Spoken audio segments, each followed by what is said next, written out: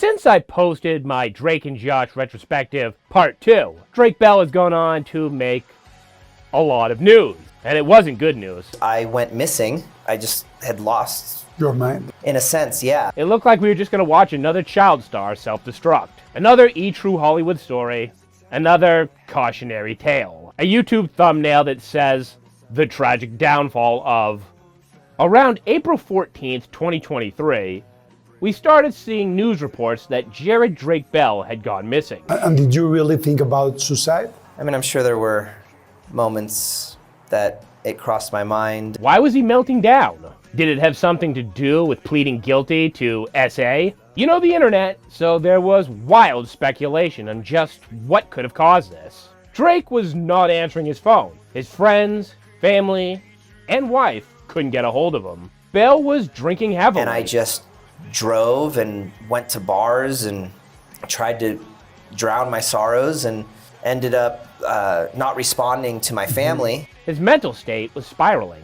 I need to go get clean and sober. I mean, I was making bad decisions. I was dealing with so much inside that I think I just reached my breaking point. He went out on the night of Wednesday, April 13th, and just didn't come home. The Daytona Beach Authority posted to Facebook that they were looking for information on just where to find the star.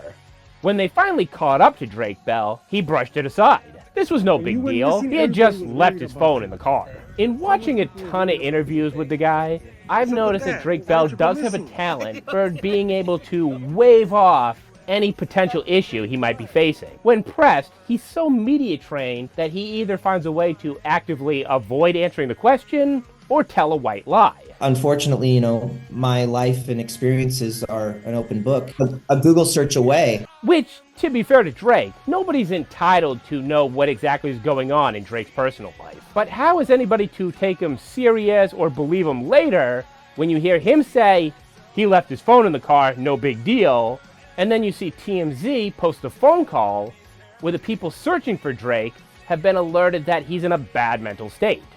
So I have a possible attempted suicide to give you guys. Basically, there is a celebrity who had a falling out with his wife in Winter Park.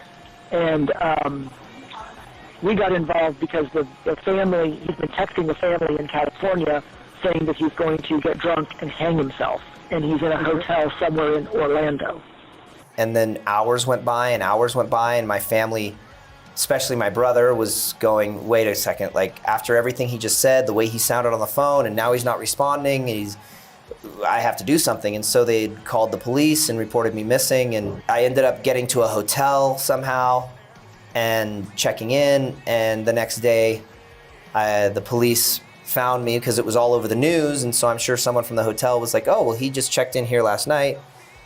I was picked up and taken to a facility, like a mandatory 3-day hold facility. And another common complaint that I ran across while doing this research post-Quiet on the Set is that this could be Drake Bell's way of getting publicity. This disappearance fiasco hit the same time as he was about to drop a song titled Going Away. But I really wanted to just disappear. I didn't know what that meant. I just didn't want to be around anymore. 2 weeks later, we get another update about Drake Bell, and it got a lot worse. Okay, news. Drake Bell's sucking on a balloon, possibly filled with nitrous oxide, after admitting he's clearly dealing with mental health issues. There is a video that shows Drake in his car, nursing on a balloon. A full balloon with him texting away.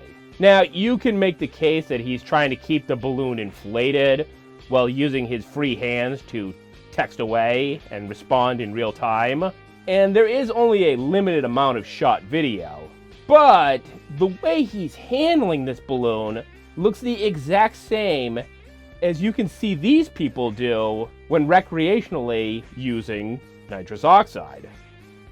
The next day, paparazzi would run into Drake Bell, and he looked and sounded pretty rough. There's some photos that surfaced of you with red balloons. What do you think? What do you gotta say about that? Those balloons?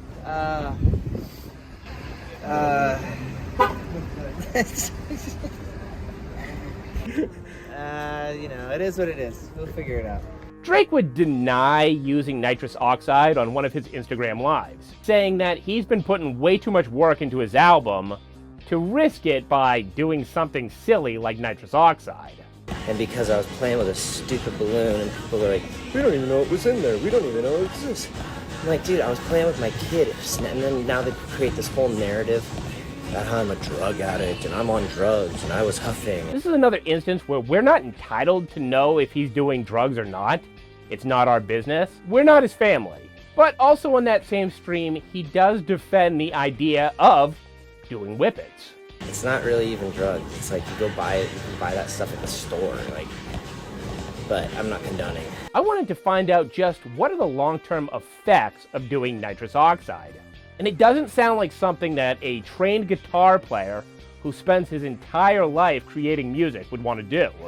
Drake Bell was missing family events, and he had split from his wife, Janet von Schmeling, a woman that, if I'm to go by the comments in part 2, a lot of you did not like. You felt like she spoke over Drake, spoke for Drake, and talked like she was the one who was the big star. From what I could gather from recent interviews, Janet may have been the only thing holding Drake's life together. She did everything that she could to keep my life on track, to keep me working. 2024 Drake Bell is a lot more forthcoming about just what was happening in his life. He's no longer trying to deny everything, and I think that helps paint a clear picture of what was going on. After the cell phone incident, Drake Bell's brother found a rehab center in Nashville that Drake checked himself into. I felt I was going to rehab because, okay, I'm abusing my body and this is not going to be a good ending. So I have to remove myself from my living situation. I have to go somewhere different. I just wanted to go away. But when I got into rehab, it was a really intense facility. And I went through a lot of grief counseling and trauma therapy and group therapy and one-on-one. I mean, it was all day. And I was unearthing all of these things that I never talked about. So what are we finding out as 2024 Drake starts filling us in? Well, I'd say from the time where I dropped part 1's retrospective to about last year, Drake had fallen off the wagon and had a mental breakdown. Things just kept getting worse. Whether it was behaviors or actions that were just so out of character for not just who I want to be or who I want the world to see me as, but who I know who I am and how I know myself was getting really scary. And compare and contrast that to his co-star, Josh Peck, who, as we had found out, also suffered from the same addictions, but was properly treating them, trying to get better, and a lot of his interviews in the last few years have sounded like therapy talk. Drake was looking rough, and he was definitely crying out for help, and he had never dealt with the Brian Peck trauma properly. I was at the lowest I'd been since the Amanda Show days. A person asked him about Aaron Carter, and I think he felt some sort of kinship with Aaron Carter. When you see these child actors starting to derail, and it's very hard because we read everything. We see so many people in this industry that have had similar situations that don't make it. You know, they either sadly pass away or end up never coming back from the darkness. Did I hear about Aaron Carter? Yes, I did. Yeah, I did.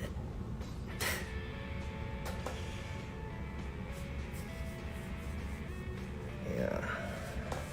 Drake Bell's Instagram Live videos from this time period were a lot like Aaron Carter's. You could see this child star trying to reach out for help, but really trying to milk off his previous fame and just hope that people still liked him. And if you look in the comment section, a lot of people feel that Drake Bell's actions have tainted their love of Drake and Josh. Bell was just too problematic to be put on TV, unlike his co-star. And I think this bothers him way more than he wants to admit.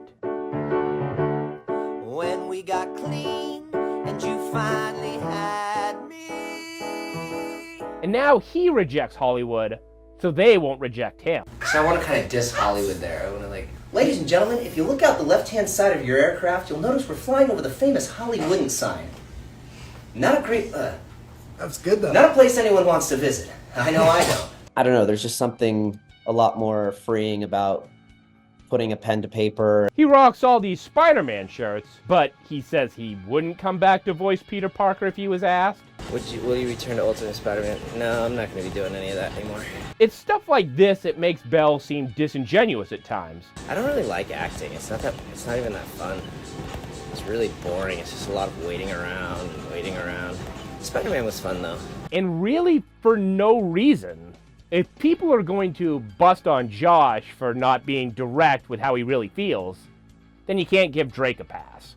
Drake Bell's life was spiraling, so it's a good thing that he eventually went into rehab. I know that so many celebrities have used the "I'm going to rehab, I have an addiction" to excuse any previous bad behavior. So it's easy to be cynical when they start using that excuse and going on what seems to be a press tour. They didn't mean to do the bad thing. That thing just happened because they were an addict. They couldn't help themselves. And that will buy them enough goodwill with the public right up until they screw up again. But don't you dare blame them. It's a disease. And I think on the surface, Drake seems like the same thing. But when I listened to the actual interviews, the rehab he went into sounded a lot more intense. That he had done generic rehabs to appease employers, but this time he was going to do the hard work to get clean, but also address the demon. Your entire day was filled. And I was around so many people who, for the first time, had similar stories. Facing it head on, completely clear and sober-minded, and so you're not able to. You really have to face these dark issues that you've been dealing with your whole life, but not knowing how to. So I went through a lot of self-reflection and unearthing and digging up things that I've just held inside my whole life. Granted, Drake Bell has been acting since he was a child, so this could all be media training. But when he's been interviewed in these last few weeks, last few months, he seems quieter, more reflective, deeper, and like a guy who's actually trying to make amends.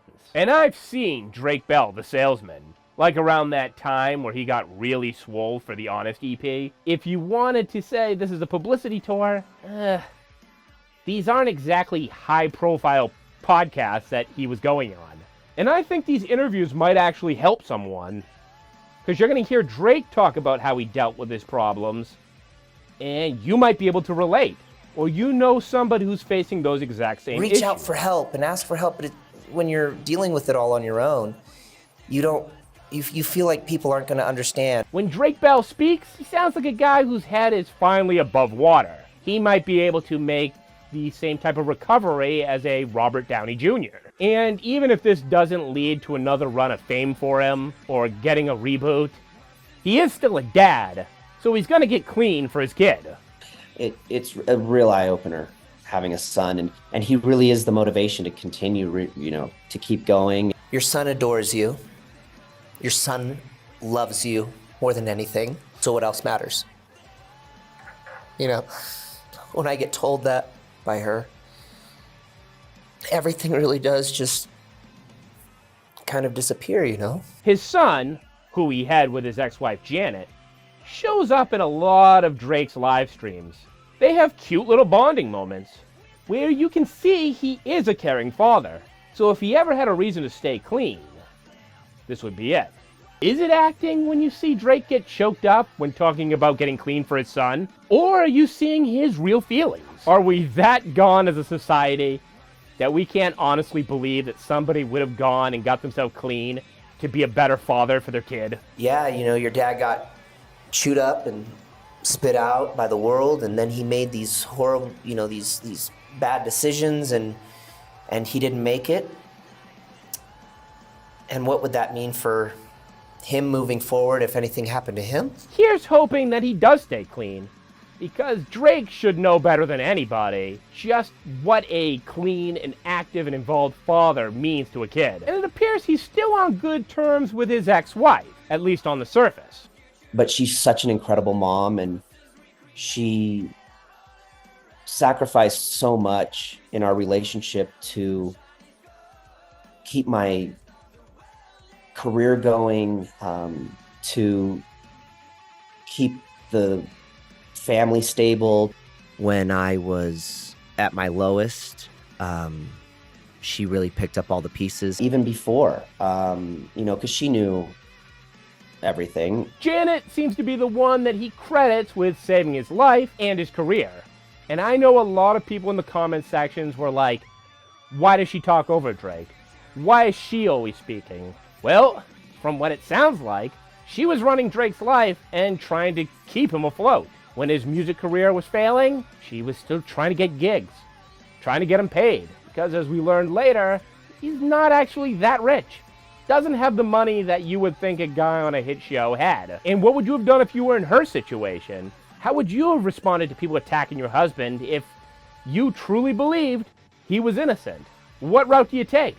Do you let slander happen if you know it's false so that you don't look super guilty? So she's damned if she does, damned if she didn't. But eventually, how much can you take? How bad was Drake spiraling before she had to call it quits? I have to take responsibility for a lot of pain that I caused. I could have been much better in my marriage. More honest, more faithful, more stronger. That's gonna make this new song on his record, Nonstop Flight, a little awkward.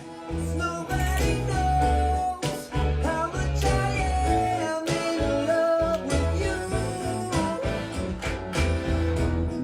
And Jenny will show how big our love can grow. Baby, don't say no. Wouldn't be the first time that Drake addressed his problems through his music. I messed up my life. I lost my son and my wife without ever saying goodbye. And I just don't have a clue. I'm broken and lost without you. That brings us to Quiet on Set, and the fallout as it relates to Drake and Josh. A lot of Drake Bell's detractors have called Quiet on Set a PR piece, that this was put out there to make us feel sympathy for a guy like Drake Bell, who, well, he's just as bad. From my research, Quiet on Set wasn't even something that Drake Bell was even mentally ready to be a part of. Am I going to tell my story? Is this always going to be something that is just hidden in the darkness of my mind? So I pushed them off for quite some time. Besides getting his story out there and exposing traffickers, what was Drake gonna get out of sharing his story? If you believe him about his attitude towards Hollywood, well, then enticing him with acting roles, that's not gonna work. And as we mentioned in part 2, the Drake and Josh reboot, it's not gonna happen. What if he was actually doing this to improve his life? That by sharing his story, he could actually heal. I had been approached by the documentary prior to that, and I just was not ready at all. And I'd taken a meeting with them before I went to rehab and kind of told them my whole story and what had gone on and what had happened. And that was the first time I'd really shared this with kind of strangers. Once I got out, I thought to myself, maybe this is a good time to reach back out to them and say, hey, I'm not 100% yet. Let's talk some more, but I'm getting closer to feeling comfortable with finally sharing my story. If you're willing to come out to LA and sit down and we'll, at least I'll meet with you. Well, let's sit down, but I'm just going to talk with you. Maybe this will be a great experience to just get it off my chest. Am I going to say this in a way that gets the message across and with a clear mind and not clouded by substances or getting depressed and then going and drinking or whatever I could get my hands on. And it sounded like the producers tried to strong-arm Drake into telling his story, even if he wasn't able to mentally handle doing such a thing.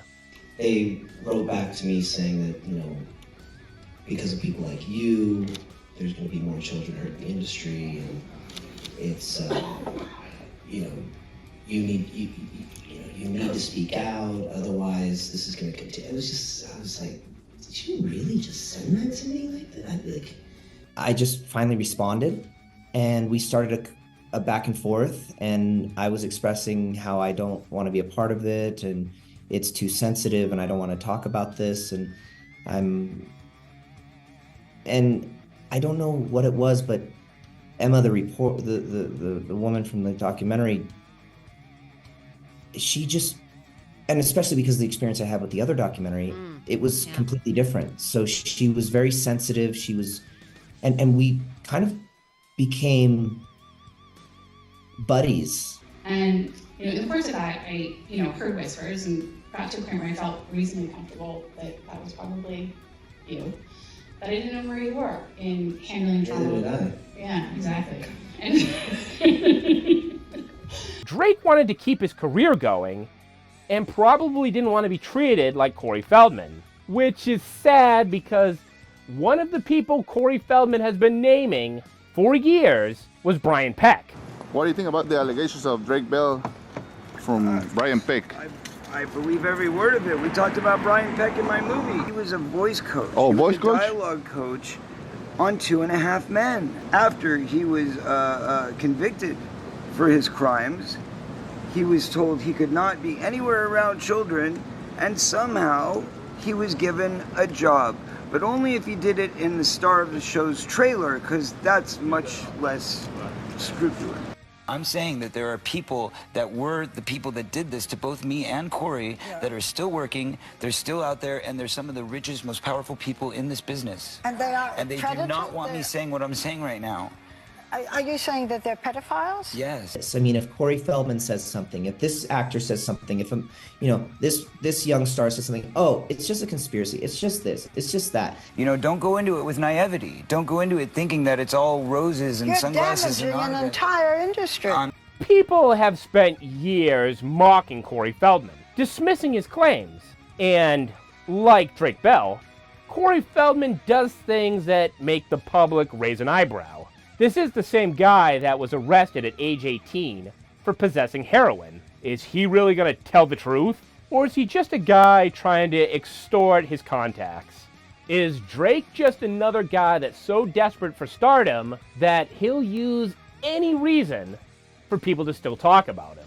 How do I get my story out there? What's it going to look like? How's the world going to react to it? How am I going to be viewed? And especially now with social media, it's just a nightmare. What can of worms did I just open? What's going to happen now? What are people going to do? How is this going to affect me? And then it's like the roller coaster. It was a weight lifted. It was like, wow, that's not inside anymore. Now, his detractors aren't wrong when they say that this documentary, Quiet on Set, did help Drake's public image. Even in my own comment section, I noticed people were more willing to hear him out, defend him, correct the record about what happened in the SA case. Just a lot more positivity associated with Drake Bell's name. If he's acting, I think he's a really good actor, because to me, he just looks like a guy who's relieved that people are finally hearing his story, that something he's held on to for a long time is out there, it's known, and he doesn't feel like he's carrying along some massive heavy weight on his shoulder. This isn't him promoting his rockabilly album. No, this is him discussing the effects of SA. After Quiet on Set, a lot of us had to ask the question, what exactly was going on with Drake Bell's parents? And what's the relationship with them like today? When I made my part 1 video, I had a hard time finding any information about Drake Bell's dad. And there was a reason for that. Because a lot of the parents would just be in the green room or in another room while the kids were on set working. And but my dad was always, This was the type of damage that was caused by Brian Peck and Nickelodeon You split a child from their father, and now he's hanging out unsupervised around an SA. I should be the one that introduces you to the right agents and the people in the industry, and I'm so connected, and that feeling like he failed his son has stuck with Joe Bell. I feel like my dad just feels like he could have done more. Now, having the experiences as a parent that I've, for the short amount of time that I've had, I kind of had a realization of like, I'm sure that my dad, he started crying. I'm sure my dad has puts a lot of blame on himself. It hasn't just been Drake healing. This incident affected the entire family. It has been something that wasn't just swept under the rug. It's been something that we've been battling for many, many, many years. And it isn't just Drake who seems lighter in interviews. When you follow him in 2024, he says he has a good relationship with his dad. Kind of makes you wonder, how does he feel about his mom these days? My mom and I have a great relationship. I mean, Brian was very good at tricking everyone. And so I can't harbor any resentment. And his mom even pops up on his Instagram lives. So lonely. Thanks, Mom. Oh, my mom, yeah. No, she's going to come out here and be like, oh my goodness, why do I live in Garden Grove?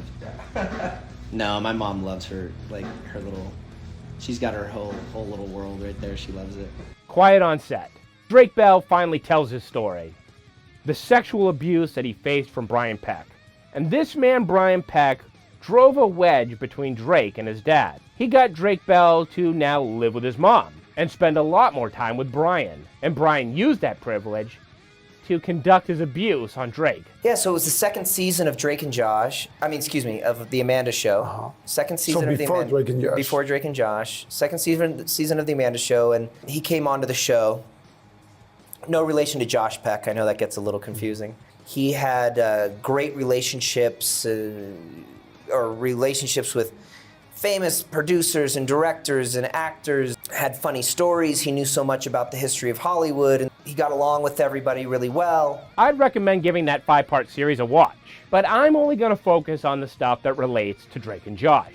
I was dealing with a lot of stuff inside because of things that had happened on the Amanda Show. During that break between the pilot of Drake and Josh and actually going to series was when everything sort of came to a head with what was happening to me and the abuse that I had endured. There was a lot of inner turmoil and things that I didn't know how to handle.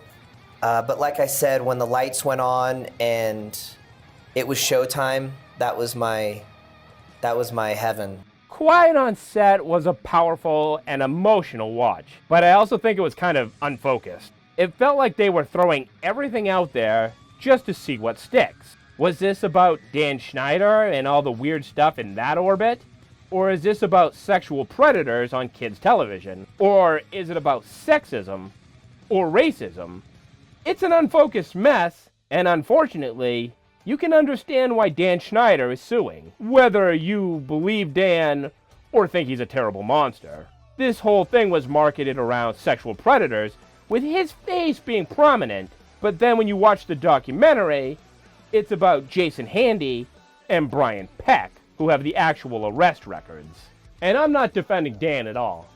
If you look just a little deeper, when he says that he didn't really know Brian Peck, he had been working with Brian Peck for years. There's a clip where Brian Peck is playing a clown and appearing on a Dan Schneider sitcom close to 5 to 6 years before the incident with Drake Bell. Hey kids, it's me, Mr. Happy Pants. Did somebody order a clown? Yes, the man who has a John Wayne Gacy painting was also dressing up like a clown on a Dan Schneider show. If you've watched part 1, you would remember the section where I talked about the pilot of Drake and Josh and them recasting the role of the dad. Well, that dad could have been Brian Peck. He was like, oh, you got to convince the network, that would be a great role for me. I could play the dad on the show, and that's a great role, and you need to convince the network that I could be, and in my mind, I'm like, bro, you're not coming anywhere near. Like, that's my show now. Now I can say what happens. Like, it's Drake and Josh. Like, that's my show. Like, I can tell the network, you're not coming anywhere near that show. But how do I tell the network, hey, I don't want this person to be a part of the show because blah, blah, blah. Thank God Josh Goldstein got that role. Nickelodeon, woohoo! What have you done for me lately? Hidden in all the quiet on set related issues, these last few years, all the major players on Drake and Josh have been bringing up just how bad their contracts were. They got a good initial payday for filming, but no residuals. There's not some big pot of gold that's being stashed away. And that wasn't an oversight. No, listen to what was actually in those contracts. But it said across the universe, like as if we were one day gonna like Elon was gonna get us to Mars and we had TVs, like they own the rights throughout the universe. I want to work at Nickelodeon or not. No, you don't. And the one thing that unites Drake, Josh, and Miranda is just how little they've received from Drake and Josh. Oh, well, they were living this privileged life and making all this money. I mean, it's just a fantasy. I mean, it's just, yeah, they just air it a bunch. Right. Do you not get, so you don't get paid for syndication? No, there's no residuals in kids' TV. And we didn't work 52 weeks out of the year. We only did 13 episodes, 26 episodes. So there were times we only did 6 episodes. So there wasn't a steady stream of income. Yes. You had to stretch this out and make it last for the whole year. Nickelodeon doesn't do residuals. No. At least Drake gets music revenue, so that theme song is always going to pay dividends. But that also means that there are episodes of Drake and Josh that aren't on the streaming service. And I think that's because those episodes feature original music from Drake Bell. The most disturbing part from Quiet on Set was just what happened after to Brian Peck. Just need to know, what's this, what's that, why did you do this, why did you do this, and he opened up and we got a tape of him admitting what happened, and after that, he was charged and arrested. The most disturbing part from Quiet on Set was when Drake Bell finally confronted Brian Peck and it went to trial. The day that we went to the sentencing, I walked in and I was imagining it was going to be an empty courtroom. I'm a John Doe. They're going to keep this quiet. We're just going to get through this sentencing today, and it's okay, whatever.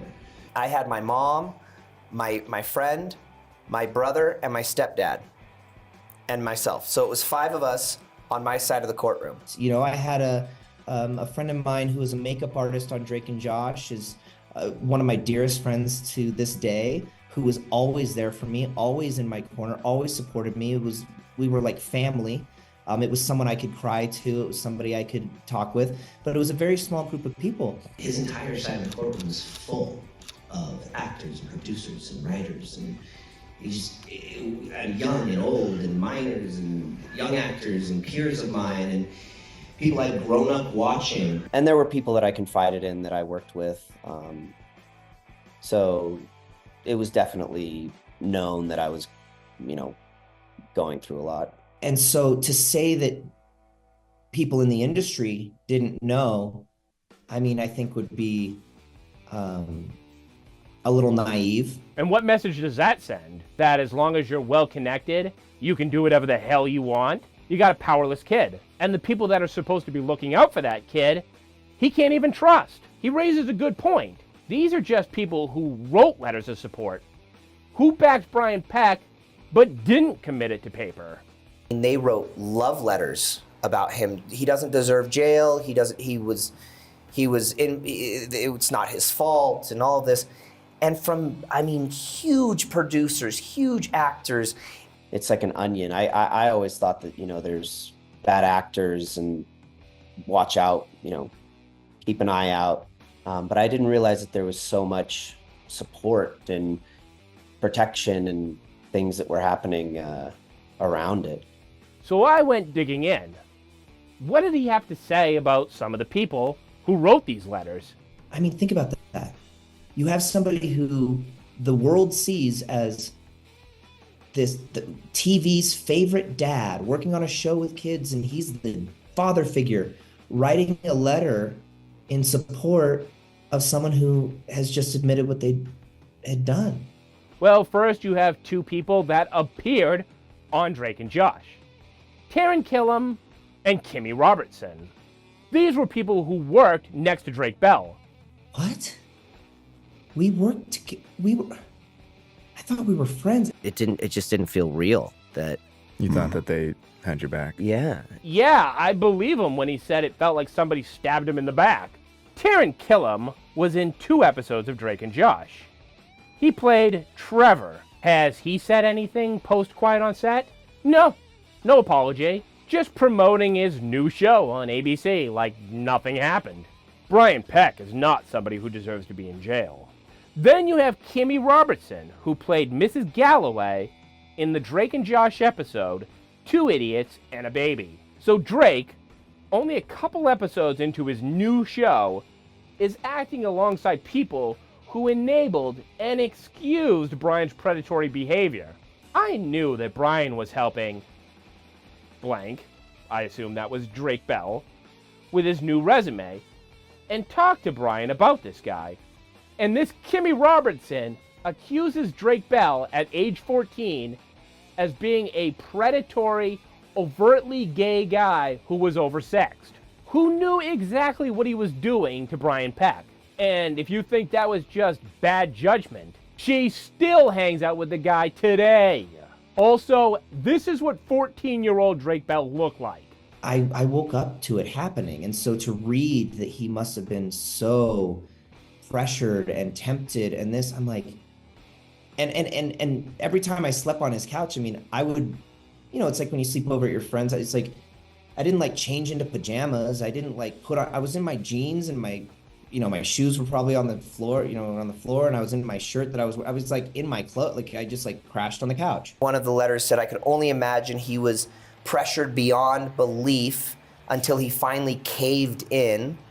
And all of the letters were saying that I was the one at fault, that I was the one that was coaxing him into doing what he did. Not only did the actors and actresses who worked with Drake Bell betraying him, his higher-ups were also writing letters. People who I trusted, I looked up to, were in positions of power over me, directors, producers, writers, actors, some that I thought were friends, some that I went on to work with later. For example, on my series, Drake and Josh. Yes, the famous sitcom director, Rich Carell, and his wife, Beth Carell, also wrote letters of support. This person was my favorite director that I worked with, like my favorite. I requested him on Drake and Josh, and this was written prior to working on Drake and Josh, and I'm going, wait, he wrote a letter, and this person who I ended up working with on Drake and Josh every day for 4 years and was basically like my boss that I had to answer to, like, she wrote a letter. I mean, seeing the names and what they wrote was just unbelievable. I mean, saying things like, we're aware of the charges, but we would be more than happy to recommend him for work, and I'd be honored to work with him again. And they were sealed, so not everyone on set knew who had written letters, but I learned that later. I mean, there were multiple people that had supported him that went on to work on my on Drake and Josh, and I worked with these people every day, and I thought they were my friends, and they were people in positions of power where they were my bosses. I mean, they were directors, or they were producers, or they were, it was a situation where I was surrounded by, I thought I was safe. I thought I was okay. I got rid of, the cancer has been carved out. Like we're better now. And I had no idea that for 4 years, I was working alongside people who had supported him, and probably in the back of their mind were, thinking of me in a certain way, and I thought they were my friends. So I had to go on IMDb to try to figure out when, where, and why. In the case of the internet providing me incomplete information, IMDb listed Beth as being a first stage manager / stage manager for 20 episodes in 2004 for Drake and Josh. Richard Carell is credited as a director for 14 episodes of The Amanda Show, but not Drake and Josh. Steve Hofer is listed as a director for 19 episodes of the full run. Virgil Fabian directed 16 episodes, but you also see him in the Quiet on Set documentary, and he does act surprised when they reveal what happened to Drake Bell. It wasn't dealing with anybody on the shows or anything, right? It was a child actor. On one of our shows. Yes. Beth, in her letter, dismisses the accusation and says that this didn't seem to bother Drake at all. And yes, she does say Drake. In their letter, he wrote, I would be more than happy to work with him again. And if I had an opportunity, I mean, I'm paraphrasing, but I would be more than happy to if given the opportunity to work with him again. Which they did. They hire him. But someone must have sounded... I have to side with Drake Bell. When the Carells issued out an apology, it didn't seem like Drake was that willing to accept it.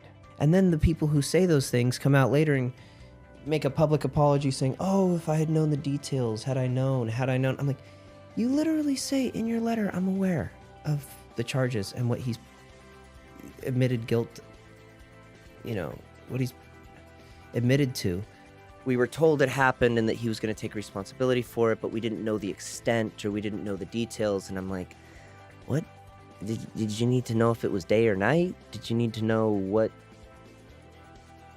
color the couch was? I mean, what details would have changed your thought process at that time to write a letter in support of somebody who had admitted to what he did? We would never knowingly put a child in danger.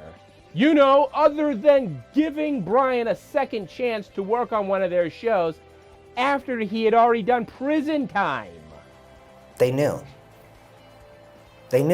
Some of the people who I ended up working with on Drake and Josh, thinking they were my friends, they know about it. Wrote letters.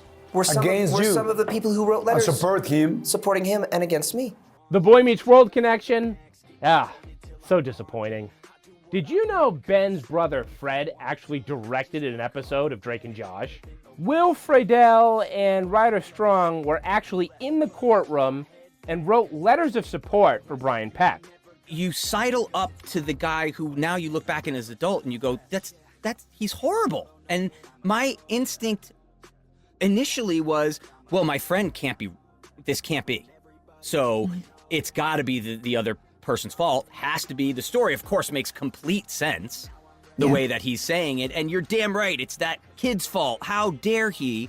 And I look back at that now as an adult and it makes me want to cry.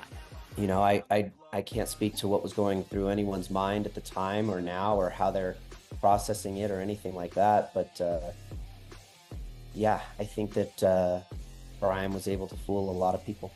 These recent interviews that Drake Bell has been on, people ask him if anyone's apologized to him. And, well, he likes to bring up some of the letters. People that I had worked with in the future and people who I saw not too long ago. That hey, how's it going? Good to see you. Oh, all right. Yeah, I miss you. No one that wrote the letters. Tom DeSanto, the producer from X-Men, he released a statement, an apology statement, which I really appreciate. And, that was really, I want to say brave because this is a very, very tough thing for everyone involved. And that's what happens when people like Brian do what they do. I knew people were in the courtroom. I saw it. I didn't, I've blocked a lot of the faces out. There's some that are burned in my retinas. He then asked us to support him and go to court with him, which a lot of us did. And we're sitting in that courtroom on the wrong side of everything, of course, having no idea of this, filled with child actors. And some people I grew up with watching, maybe I didn't know them, but I grew up watching, and now they're in a courtroom staring me down as I look at them and say, you know, you're going to remember this for the rest of your lives. To the point where the victim's mother turned and said, look at all the famous people you brought with you, and it doesn't change what you did to my kid. And I just sat there wanting to die, where it was like, what the hell am I doing here? And the support from Will Friedle and Ryder Strong for Brian Peck really bothered him. You know, he had Ryder and I write letters of support to the judge. And these are things we did. And again, we did them because we were then lied to. We weren't told the whole story. But it doesn't change the fact that we did it. On the podcast Pod Meets World, Will Friedle and Ryder Strong tried to explain just why they supported Brian Peck. This person was gay, and we knew that he was gay, and homophobia was rampant.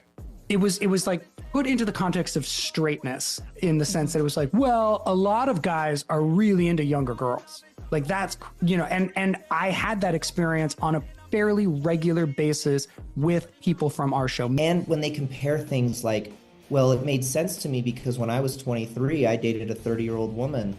And I'm like, yeah, you keep using this word woman. Like that made sense in your mind that Brian could forcibly do all these things to this 14, you know, and then turning 15-year-old kid. Is Drake Bell right?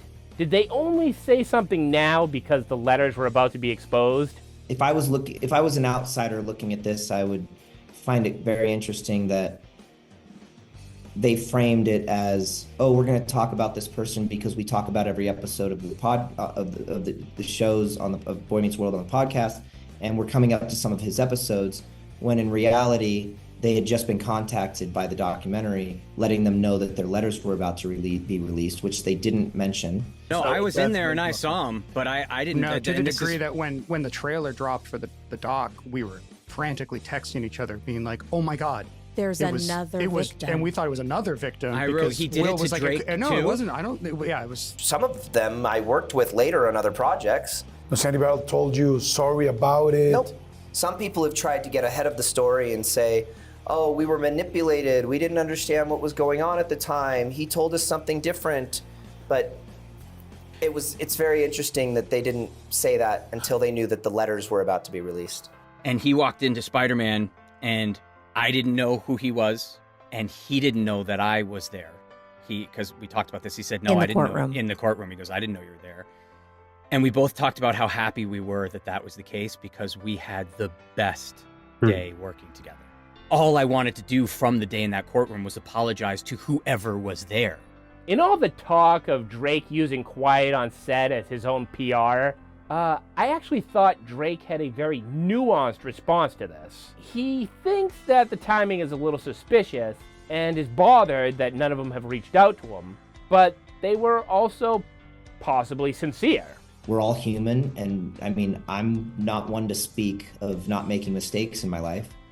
You know, I've definitely made bad choices and done things that I regret and am remorseful for.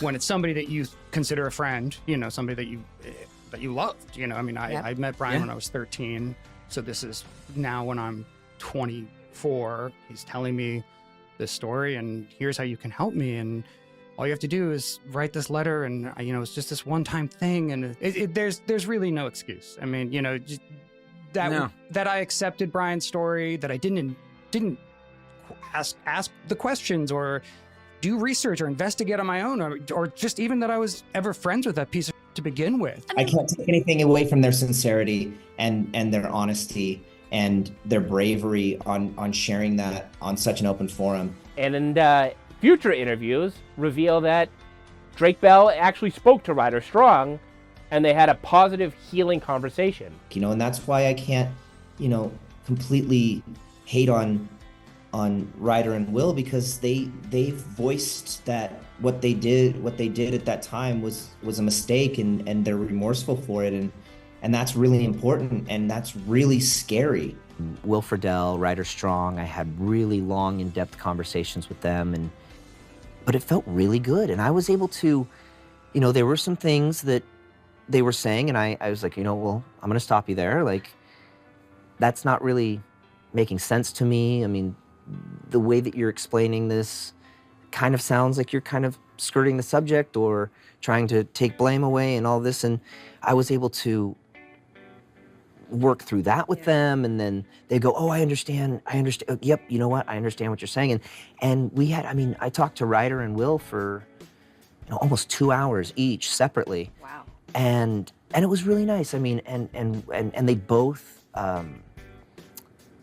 been checking up on me. They've sent me, they send me messages on a regular basis saying, hey man, I'm just checking in on you. Are you okay? And I got to understand sort of, it's probably not very easy to later in life look back and say, what was I doing? Support and recognizing the mistake that they made. Here I was falling for this guy as like a true friend. Like, I really considered this person one of my close friends at that age. Me too. And I'm also, because I was a budding film person, like I was on a TV show, but I was learning about movies and directing and writing, and like that's become my life. And this person was instrumental in that because this person was a film buff. They had worked in the industry and they could talk to me. We would sit and talk about film and movies and then he had worked on all these classic films or knew all these people. And so there was this part of this like film nerd community. He used our names the way that he used the names of the other famous people with us to get this poor kid to feel comfortable with him. I have to reach out to Drake and obviously apologize, but also just hopefully lessen his burden in some way, because he had done this courageous thing back then and still doing it now. And to just let him know that it wasn't this wall of people behind Brian. When it comes to Will Friedle, I would give him a bit of a pass. Now, Drake has gone on record as being, hey, I worked with Will and he never apologized or brought this up. I don't remember a lot from that time because it was so traumatic. I black out a lot of information. Yeah. And so, and I think that's a survival mechanism. And I think that it really helped because I didn't really remember, and I don't think I put 2 and 2 together when I was working with Will on Spider-Man, that he had been in the courtroom. And it sounds like, oh my God, you worked with him all the time on Ultimate Spider-Man. I looked that up, and between Ultimate Spider-Man and all the spin-off shows, conservatively, 3 times, maybe 4, out of, God, what would be 100, 200 episodes of all these different universe shows. And when you listen to the actual podcast itself, I think that Will Friedle, having his own mental struggles, is legitimately haunted by how bad of a decision he made in defending Brian Peck. That Brian Peck wormed his way into Bell's inner circle the same way he got into Will Friedle's inner circle. That Will Friedle had been struggling with his own mental issues, and Brian Peck took advantage of that. It also became quite apparent that Drake holds people closer than they may actually be. And this is something that we all noticed when it comes to him talking about Josh Peck, but even people like Taran Killam. I also gave him as a gift a cardboard cutout of Princess Leia because he was obsessed with Star Wars, and I worked with Carrie Fisher, so I got it signed for him. And People Magazine, when he first got on SNL, I think People Magazine did a spread on the new cast and said, bring your favorite thing from home. And he got a picture with it in the magazine and told the story of how I got it for him, and he still wrote the letter. We were friends, I thought. And people, I think, rightfully got on Ryder Strong's case, as he seemed almost more insensitive, like he still wanted to defend Brian Peck. Mm-hmm. Yeah. I mean, I'm so uncomfortable with doing this episode. I still feel like we should not be ruining this man's life more. Why is he so worried about destroying Peck's life, or feeding into what he calls conspiracy theories? when Ryder knows what really happened. Realize that it has nothing to do with Boy Meets World. But it's not even the Because it culture doesn't. nowadays. This is like a classic thing. It's, you know, the satanic panic of the 80s. You have like the repressed memories movement, Pizzagate, like Florida book bannings. Like right now, it's like there's like it's a moral panic with pedophilia that is such, and you know, there's a reason for it. It's like a unifying. It's pure evil, right? It's like one of the few things that we can say is just awful no matter what. And Drake Bell would also take issue that the examples that Ryder and Will were using have them being attracted to older women. I always dated older women. From the age of 16 or 17 on. Like I dated a couple people, and then literally ever since I was 17, never dated a woman my age. Where in Drake's case, it was an older man that he wasn't attracted to. And despite what was said in Kimmy Robertson's letter, Drake is not gay. So let's get back to the Dan Schneider of all this. Yeah, I mean, I can only speak to my experience, and you know, he was one of the few people that was really there for me during this time, and so that's really all I can speak to. In my first documentary, I made a casual offhanded remark that if you wanted to know more about Dan Schneider, even at that time, there was plenty of places where you could learn all the dirty rumors, innuendo, and investigations that were currently going on.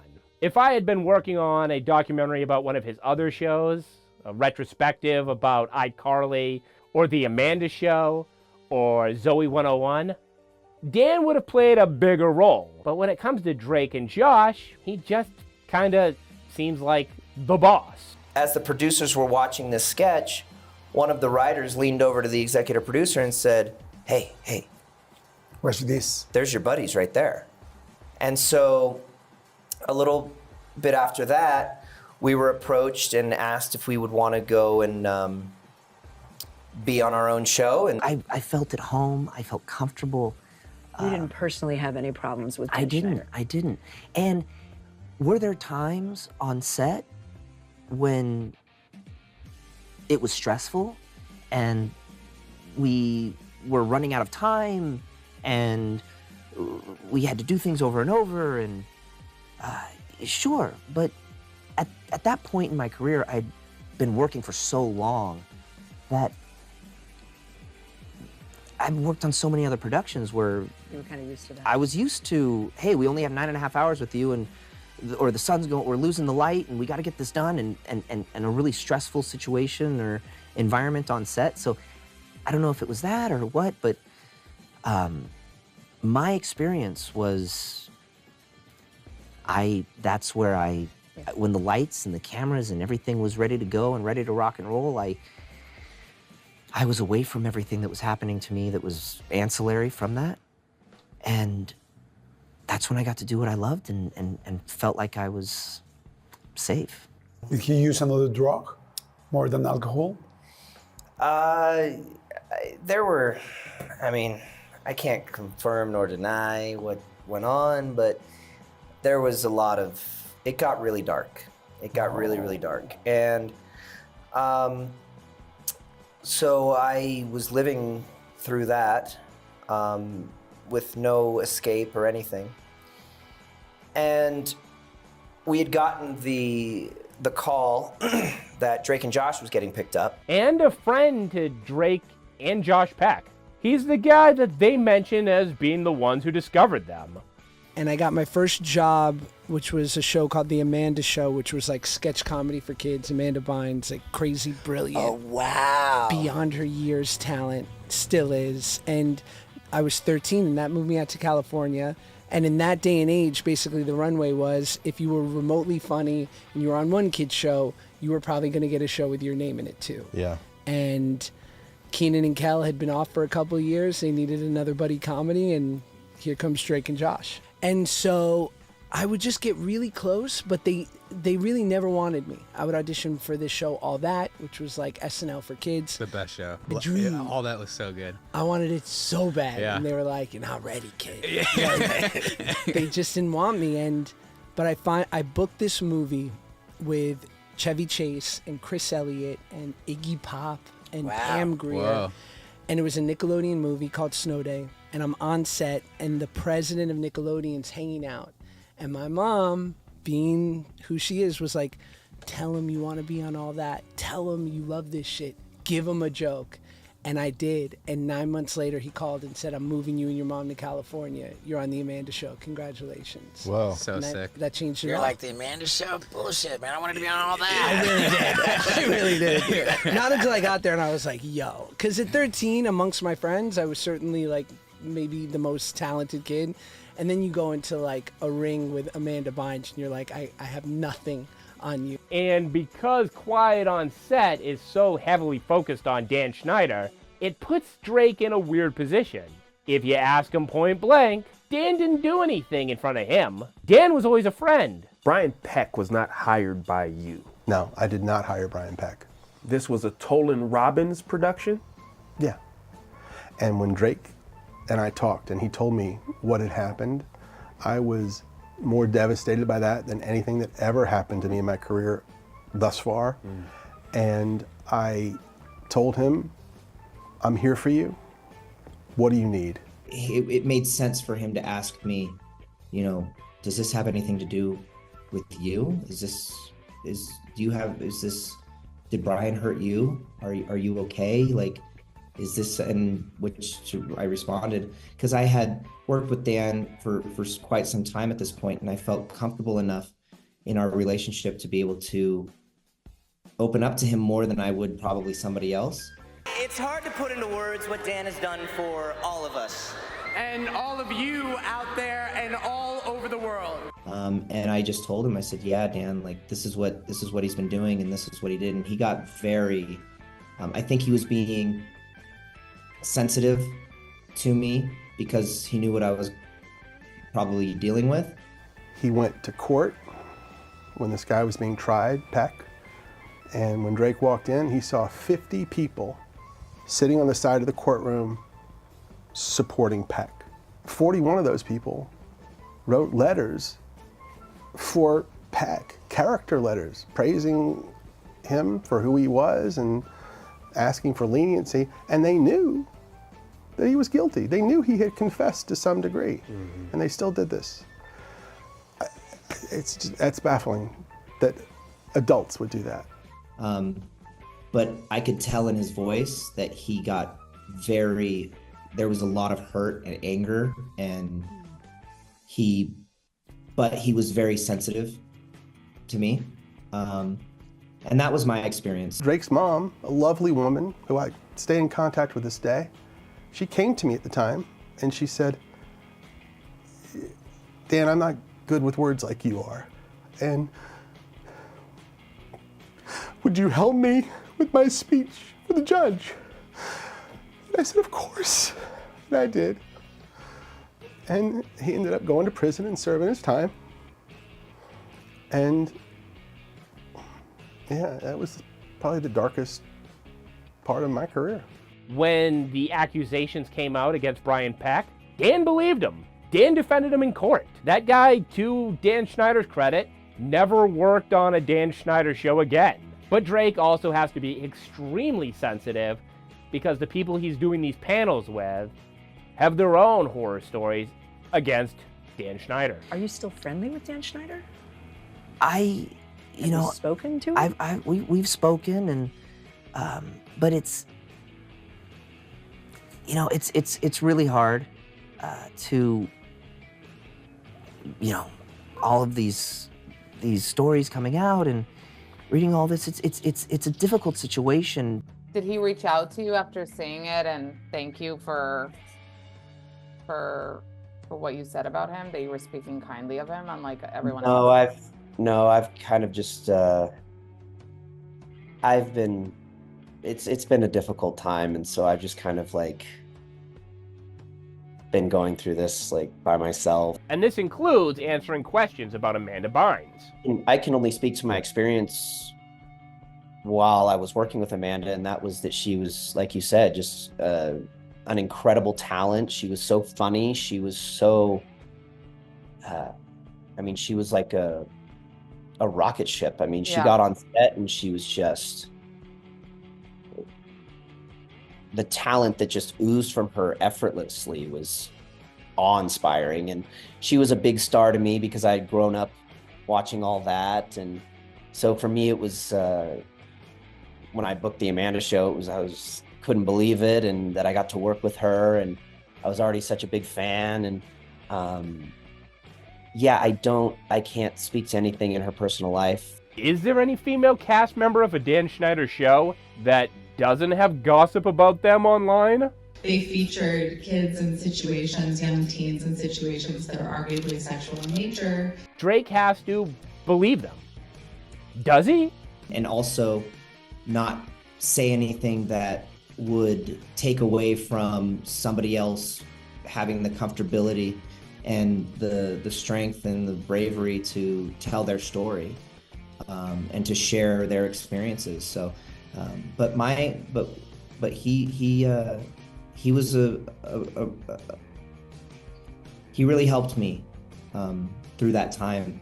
Well, he talks the talk. He says that his experiences are only his experiences and that you can't discount anyone else, that they deserve to be heard, that because of what he went through, he's always going to hear out other people's trauma. There were points on Drake and Josh where I was able to say, hey, I know this says that I'm supposed to do this here, but let's change this. This would be funnier anyway. But I had gotten to such a point where I could do that. But when you're not at that level on a show, or you haven't worked with the people as long as I had at that point, you could feel like I can't say anything. I just want to come to work tomorrow. I don't want to get fired. I gotta come to I gotta be on the next season. I have to hold on to this as long as I can. Drake Bell has been pretty adamant that he never saw anything inappropriate between Dan Schneider and Amanda Bynes.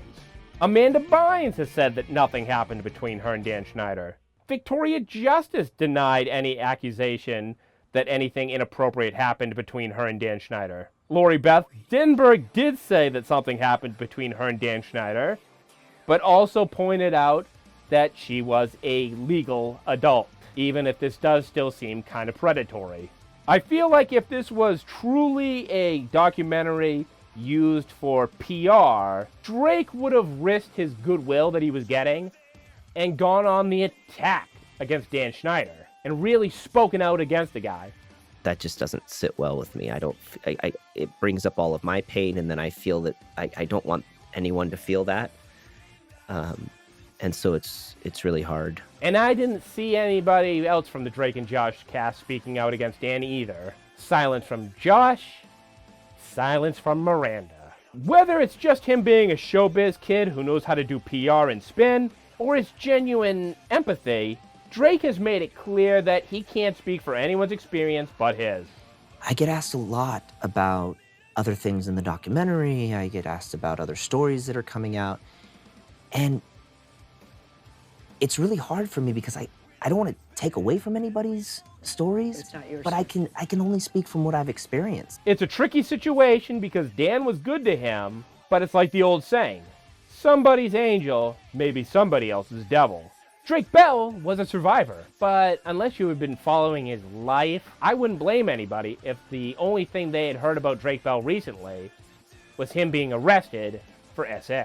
And that has to be why Josh Peck doesn't seem to ever want to talk about Drake Bell. In Josh Peck's book, he says that he doesn't really know Drake, and he's saddened like everybody else that this is just what's happened to Drake Bell. People were upset that Josh was just acting like Drake was a thing of the past. First, let's talk about your wedding with Drake. Like, what happened with that? Oh, it's so long ago. Yeah. But, like, you guys were long close on the ago. show, though, yeah? Oof. That Josh had just cut Drake right out. So I Ding dong. I got married to my wife, and it's going great. Good. Almost 7 years in June. So I love that. Yeah, I I'm heard very that he, like, lucky moved to man. Mexico and changed his name and stuff. I heard that too. What is Josh not saying? Does he believe the rumors? Does he know something we don't? He was sentenced to 2 years of probation after pleading guilty to attempted child endangerment. Those charges stem from inappropriate communications he had with a 15-year-old girl who he met online and attended a concert in 2017. Why is he not correcting the record when this lady brings up the SA case against Drake Bell? it was important that I basically just, especially in a book that will live on forever, that I was clear about my feelings during that time. And not to quote myself again, but as I said in the book, it was upsetting. That part of his past is over, which is why I think people were so shocked that post-Quiet on Set, this is the very first thing that Josh had posted. If I haven't talked to you since 2023, take that as a sign that you don't exist to me anymore. You got sprayed with the raid. Bye. See you in that bar. A lot of people in Part 2's comment section talked about how phony they thought Josh Peck was. That everything he said was disingenuous. Here, in case you are wondering if you're dating a narcissist, my wife's listening. It's just Josh at home. So the clip he used here, you can absolutely understand why people thought this was about Drake Bell. You're getting sprayed with the raid. Out with the trash. That sounds like Josh sending a message that bad things deserve to happen to Drake Bell, and now he just got tossed out, like his career is. People were pissed. The articles were coming out fast, and yet I never thought that was about Drake Bell. When you do content distribution, sometimes you set a video to be released at a certain time, and real-world things can happen, and people can just interpret the message completely wrong. I think this is something that Josh put out, had it on a timer, it came out when it did, and it just happened to have followed the day after a highly publicized documentary. As Drake would point out, it was just a funny clip that Josh wanted to use in a video. How was Josh to know that people were expecting a public statement from him? That is definitely not to me, and a lot of these things this is a very sensitive subject, and we were really in our formative years going through this, and so I think that Josh, I think it was just bad timing. I've always felt like Drake seems to view Josh in a certain light, while Josh may feel like they were never that close. I realized that we were both going through a lot of personal, traumatic situations and experiences that we were dealing with that probably contributed to the moments that we were at odds with each other. I feel like in my last year of Drake and Josh, I was probably a little bit sowing my wild oats, as they say, just sort of, partying a bit and just kind of, I don't know, I was like 19 and just being like a knucklehead 19-year-old. Were you like aware of that at all? From my perspective, I just thought that you guys were cool and were living it up, and I was trying to get around you both as much as possible. What does that mean? Oh, like just hang out around Yeah, us. like I just thought you were really cool. I don't think it's any wonder why people sort of married themselves to not only the image they had of me being sort of like this big, chubby, funny guy, but also my relationship with Drake. And in many ways, it might be the thing that we're most known for forever. So understandably, I can see why people have an emotional attachment to us. And I think all these years later, I've happily made my peace with all that. And now I'm going to talk about it less. Mm-hmm. And if someone is interested, like they can, read the book, and it's now, in the Library of Congress. Or at least Drake is willing to say the company line that he and Josh are always going to be like brothers, even if they aren't in each other's life. Be careful jumping on people like Josh, because we've had we've had our ups and downs, but we're like real brothers. It's like sometimes you want to hang out with your brother, and sometimes you want to knock him in the head. Which kind of reminds me of Full House, Fuller House, the relationship between Jodie Sweetin and Candace Cameron Bure. They have ideological differences. They've sniped at each other about what they believe or what they say, and yet they never do any damage to the Full House brand. They are sisters who argue like real sisters.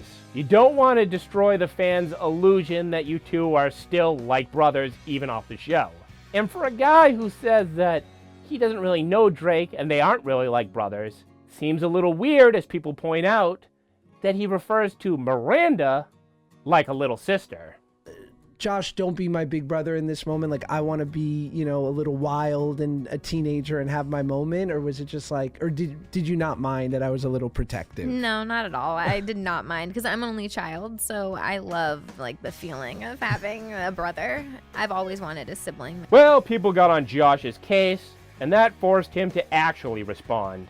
I want to give my support for the survivors who were brave enough to share their stories of emotional and physical abuse on the Nickelodeon sets with the world. Children should be protected. Reliving this publicly is incredibly difficult, but I hope it can bring healing for the victims and their families, as well as necessary change to our industry.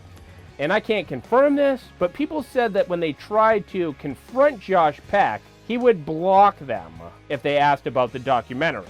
So fans were coming for Josh's head on Drake's behalf. And Drake Bell sounds like a guy who really didn't want this kind of defense.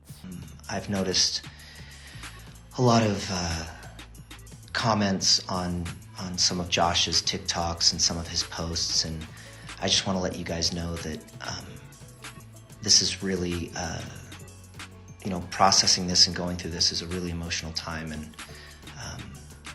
a lot of it's very, very difficult. So not everything is put out to the public, but I just want you guys to know that he has reached out to me, and it's been very sensitive, but he has reached out to talk with me and help me work through this, and has been really, really great. So I just wanted to let you guys know that and to take it a little easy on him.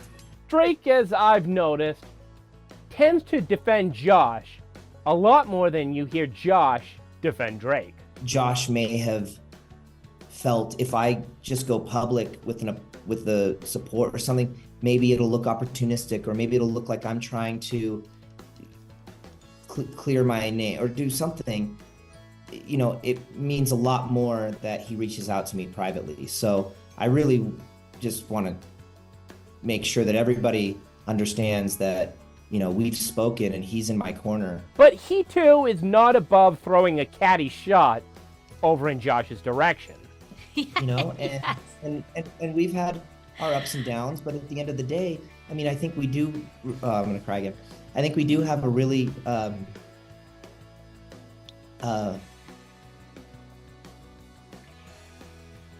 special relationship, and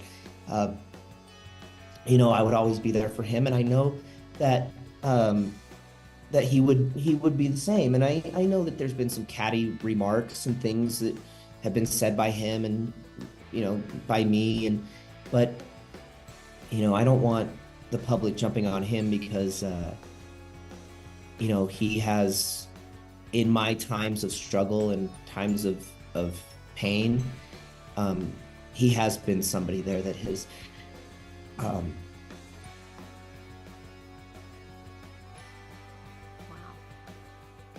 he has been somebody there that's been really important and special throughout my life. Well, I don't think he knew specifics, but there were people who, you know, worked on the show that knew you know, who it was and things like that. And so I think that when he just knew how sensitive this was for me, and after, of course, watching the documentary, he learned of so much that I had gone through that I think that he was just so sensitive and made sure to reach out to me privately. You know, going through our adolescence, and I mean, we met each other when we were 13 years old, and we've been inseparable. I mean, our names have been inseparable ever since. And so, yeah, it breaks my heart when I see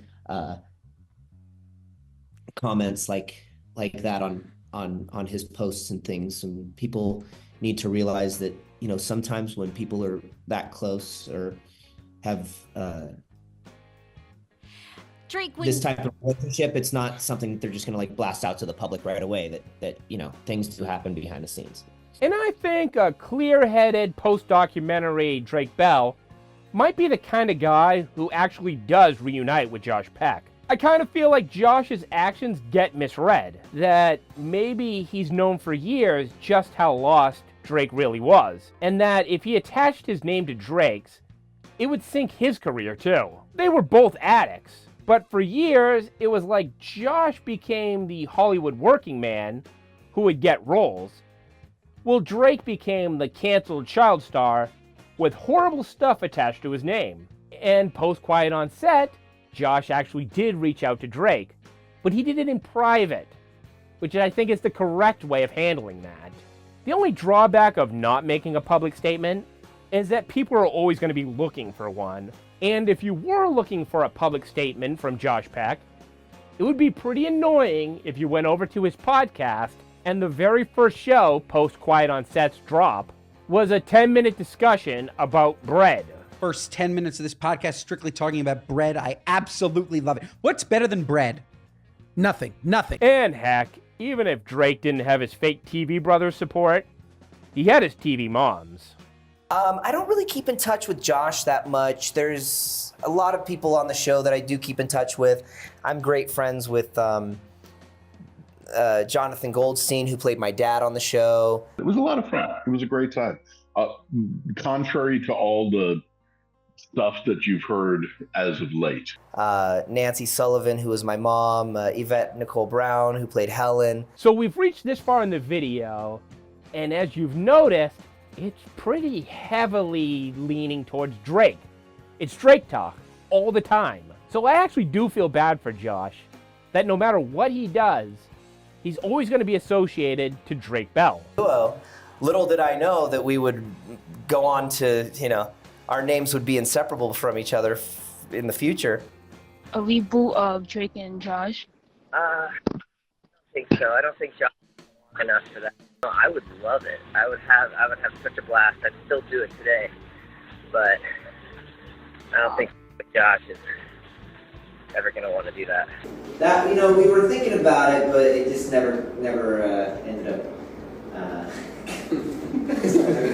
coming to fruition. No, I don't think Josh and I will be working together anytime soon. That, like the TV show, Drake sucks up all the oxygen in the room. I knew that what I had was just like a normal journeyman actor's career, right? So maybe once a year I would work for 2 months on something, and sometimes it was dope, and sometimes it was like an indie no one saw. Josh has been on all kinds of TV shows, How I Met Your Father, a Turner and Hooch reboot, and yet he always has to be asked, what do you think of what Drake's doing now? What do you think about Drake blah blah blah? That maybe Josh had to separate for his own well-being. And Drake hints that his actions have caused a lot of harm to relationships. I think the hardest part is realizing the hurt that I've caused along the way, whether it's in friendships. Who knows how long Drake has actually been spiraling? That if Josh is booked on a solo gig, does he really have to relive Drake and Josh? That even if the fans want a Drake and Josh reboot, Josh doesn't have to film it. He doesn't have to be a part of it. We're not entitled to anything. I think in my Part 2 retrospective, commenters agreed that Josh should have just been straight up with Drake and said, I'm disinterested in doing the reunion show, instead of passing off that insulting script. Kind of made you ask, is Josh just that fake? My trauma was real, my challenges were real, and that played a part in it. But I was just so wrapped up in my feelings of feeling less than and uncomfortable and not proverbially not at the cool table. Whenever Josh gets canceled and he comes out with an apology video for it, he doesn't mean it. He's just a good actor. I'm just a great actor and I deserve all the awards.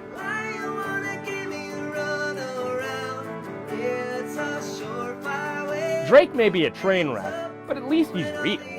Is Josh just more interested in kissing up to celebrities like John Stamos? If Josh wanted nothing to do with Drake Bell, why was Drake Bell on the set of Fuller House with Josh's BFF John Stamos?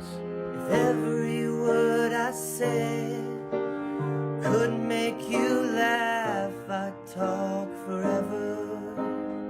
Is Josh just a user? I found this clip from his podcast where he reads off the traits of a narcissist, and you could argue that the behaviors he talks about here, he shows towards Drake. Sense of self-importance, preoccupation with power, beauty, or success. Entitled, can only be around people who are important or special. Interpersonally exploitive of their for their own gain. Arrogant, lack empathy, that's a big one. Must be admired, envious of others, or believe that others are envious of them. Josh is a guy with multiple podcasts. Would you call his fitness kick that? And I was like, wow, I was only heavy from like 13 to 17. Of course, they're the years that have been enshrined in television history forever, so it feels much bigger. I mean, the Vine, all the brand deals from Vine, you could argue that's using Drake Bell even though you don't know him very well for clicks and views. Should we cut the guy some slack? Maybe hanging around Drake Bell reminds him of his own insecurities, that for his own betterment, which he talks like a guy who is trying to constantly better himself and be a good husband, good father. Maybe he just can't be around things that could trigger a relapse. The good thing for Drake is that he doesn't really need Josh to be a support system. It sounds like he's got people out there looking out for his own well-being, that with his clear head, he's figuring out who's a real friend and who's a fake friend. Back in those days, there were a lot of people just hanging on and wanting a piece of this and wanting a piece of that, and wanting to, because you got to get to go to the cool parties and you got to be around the famous people and you got to go, you know, and oh, Drake's taking us out to the best dinners and we're getting to go on vacations and we're getting to do cool stuff. I spent 3 months with this person, I had a great time, but not really the best for me. This person I can't let go of. When I have my group of friends or my family smaller and will hold me accountable and will and have no problem telling me I'm stumbling, but in a way that is with love and is with grace and is with understanding, you have a tendency to not be like, hey, you don't know what you're talking about, get away. Do all these child stars need therapy? I have a therapist back in Los Angeles. Except for Miranda Cosgrove. What do I think about Miranda Cosgrove? She's a sweetheart. She's always been great. Bad things happen to her, but not because of her. She seems pretty well adjusted, at least on the surface. But I remember you had French tutors coming to set, like, good for you for really charging Nickelodeon for a high-end education. Like, you really stuck with it, and then you eventually went to USC, which is so impressive. Like, were you sort of hell-bent on that, or were your parents like, no, you're gonna actually learn things and not be a complete mess like Josh? Because she's either extremely guarded with limited personal information out there, or just happened to escape it all.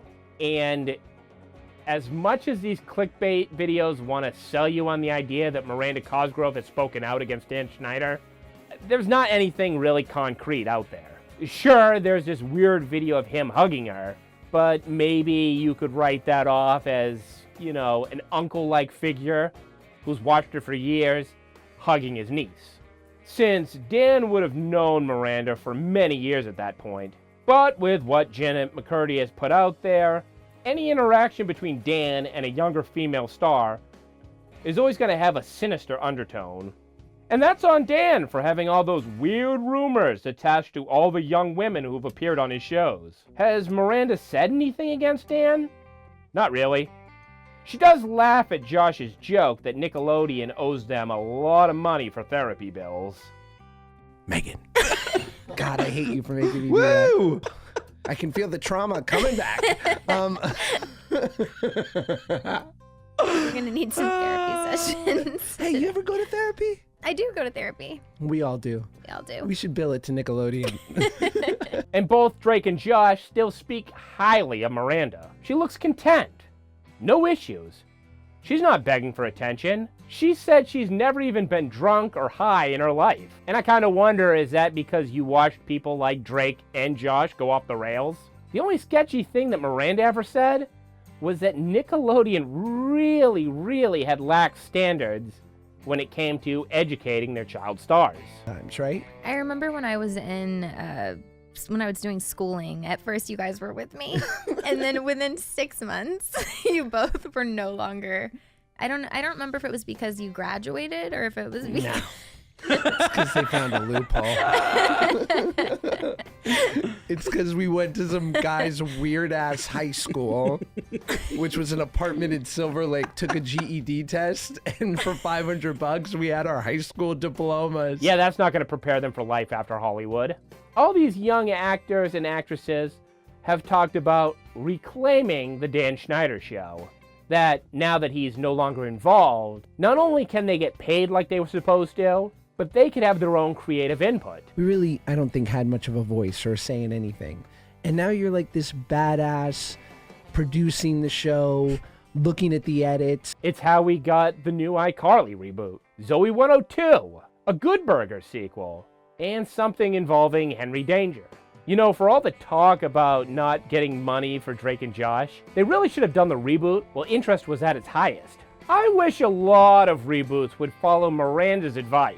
So many times reboots come out and people are mad and they don't like it. Totally. And it's sad to think that it messes up the original in some way, like the memory of the original or just all of that. It was a lot of pressure because we wanted to do something different enough and aged up, but we didn't want to disappoint people or ruin the memories for people. And how did Josh not realize this? It can't be that hard to come up with a fan-pleasing concept for Drake and Josh. In fact, I've reached out on Cameo to Drake Bell to do a video where I pitch him my concept of what a Drake and Josh reboot could have been. If he sees this, contact me, dude. But none of the original cast is bitter towards the actual show. I don't, watch episodes of Drake and Josh and horror and go, oh man, this was this terrible time in my life, and oh, I know exactly what I was going through during this episode. And in many ways, that's a great honor. I mean, people invited Drake and Josh into their home, which more than a movie, it's such a great honor to sort of be able to perform for families. But yeah, I had a great time getting to do that movie. So probably School of Rock or Drake and Josh. Drake and Josh was really fun. They will still willingly do the bits. Random people come up to me in Target and they're like, hey, can I video you calling me a boob? What? You're like, you're a boob. Sometimes I'll give it to people, but not in the rhythm that they're accustomed to. They'll be like, can I get a hug me, brother? And I'll be like, hug me, brother. And they'll be like, that's not how it goes. And even have come to terms that their names are forever going to be associated with each other. If you go on Drake Bell's live streams, he'll perform music that came from the movies, the television show, and even the soundtrack. So how could you go so far away? You should be here, so I could say that it's Christmas. So promise that you'll stay. Sunshine that you're bringing now, and it makes me happy. Why did it have to happen to me? Drake and Josh was a timeless concept. That's why, unlike other shows, it stuck around. I hear stories of my family was struggling through this time, and we would lose ourselves in your television show. We would. That was the only time my family came together. My mom was in the hospital, and we were battling this, and your show would come on, and we would laugh together, and it would bring us joy. It's dated, but it doesn't date itself so bad that a newer generation isn't going to keep finding the show. A lot of kids shows can be more fantastical and have more of a sci-fi bent or something more fantasy or whimsical. This was just like very straight down the line, two brothers who are very different, trying to get along, and an evil little sister. And if you want to ask about the show, Drake is more than willing to answer your questions. I love to look back and watch Drake and Josh episodes and Amanda show episodes, and I laugh, and I can't wait to share it with my son. And yes, I do remember the Demonator episode, Chris. I remember all the episodes. Was Quiet on Set a PR piece? Drake's been trying to get this story out in his own way for years. I know I'm vague about it, but because I just haven't really found the time or the place or been comfortable enough to discuss really what I've gone through in Hollywood and my story. It's Pride Month, but it's also if y'all didn't know, it's Men's Health Month. So all those men in your lives that you think are so strong and should just shrug it off and get over it like they tell most of us men, give them a hug and tell them you love them. As we found out, as far back as his first album, he was kinda hinting at the abuse he was receiving.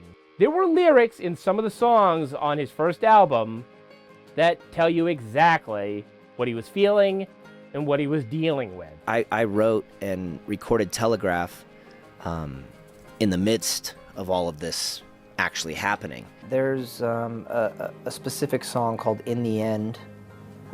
Wake up, it's time to get your things together and drive away.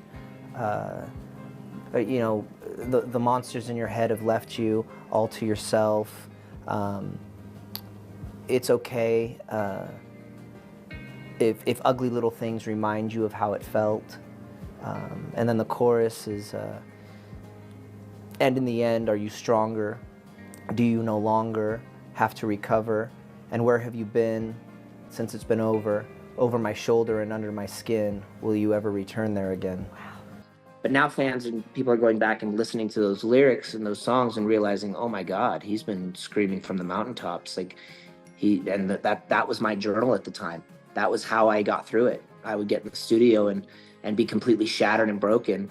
And I had a good friend I was writing music with at that time. And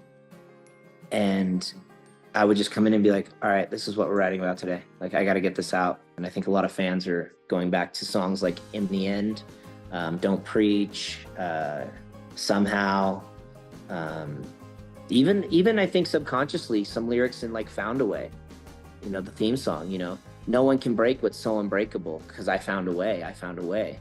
You know, it's going to take some time to realign, but I found a way. You know, if you open up your eyes and see what's inside, you know, I mean, I think sort of subconsciously, like, you know, I was trying to tell myself, like, you know, you tried to break me, but I'm unbreakable. In a way, even in his darkest, foggiest state, he had to tell his truth. This thing was dying to get out, and the only way it could get out was in his lyrics. As Drake has said, his lyrics are like a journal. You know, it's not that I try to be honest in my music, but it's just, that's all that I know how to write. And sometimes he feels like he doesn't even know what he's putting out there. He just opens himself up, and the lyrics appear. Yeah, it's super weird how you write a song years and years and years ago, and then it creeps back up, and you're like, oh, I didn't write those lyrics yesterday?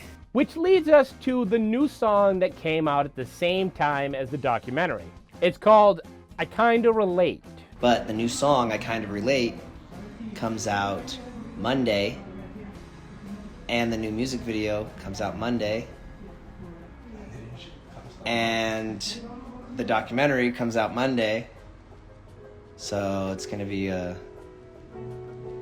wild day. I Kind of Relate brings me back to what I probably had needed to hear for so many years is you're not alone. Like, I can relate to your pain. I can relate to your trauma. Was Drake being forthcoming about I Kinda Relate? Was he using the momentum he was getting from the documentary to push music? Because that's what people thought he was doing when he disappeared and released a song called Going Away. Were we getting played? You could understand people who were like, hey, you know, even Going Away had 250,000 views after all that publicity, but now I Kinda Relate is sitting at 3 million views. That's a dramatic uptick. Are we getting used? Is this just a way for people to get comfortable with listening to Drake Bell's music again? But as I reviewed his live streams from the last few years, this song had actually been in works for a little while. I have a few ones coming on the new album here. This one's not finished yet, but it goes like this. With more pointed lyrics that differ from the final studio version. I'm running away, 'cause no one wants to hear my name. I wanted to stay,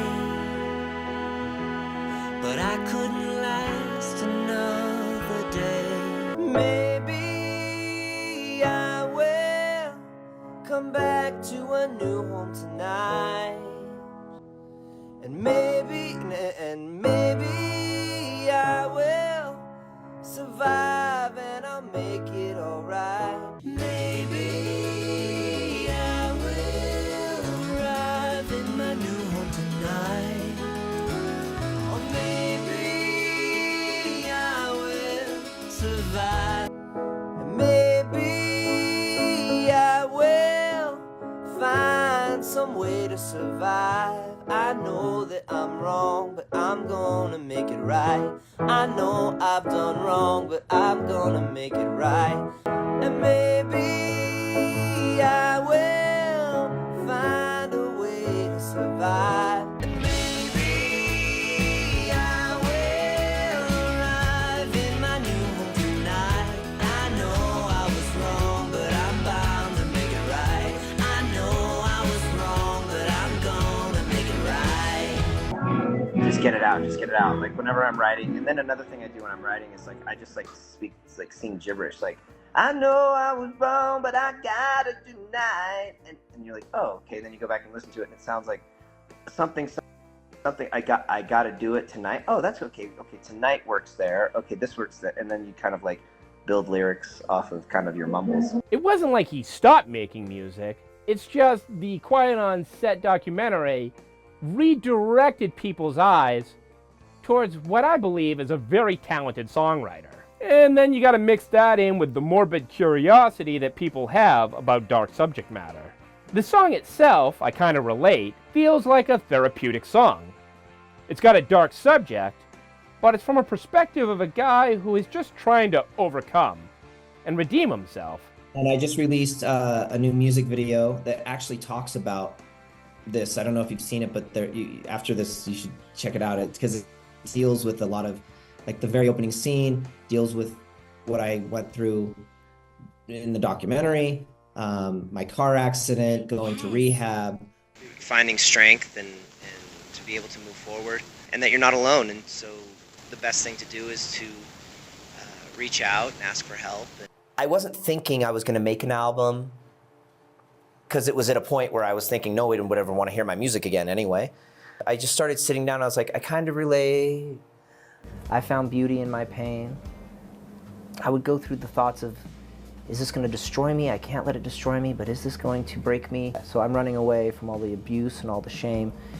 And you always have this sense of, and a lot of my record deals with escaping. And I kind of relate has Drake going back to his power pop, classic rock influences. The beginning sounds like Daydream Believer from the Monkees.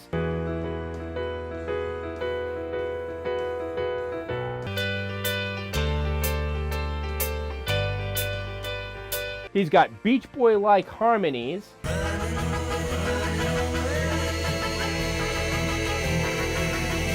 And a lot of Beatles Sgt. Pepper influence.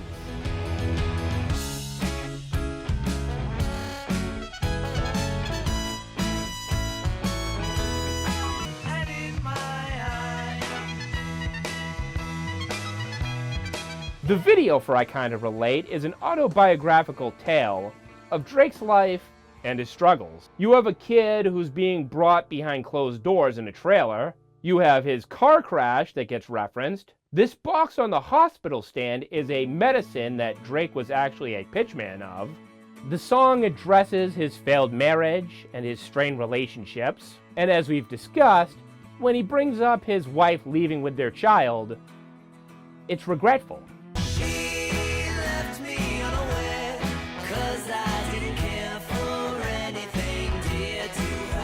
And there's a line about moving to Mexico. We'll go into Mexico a little bit later.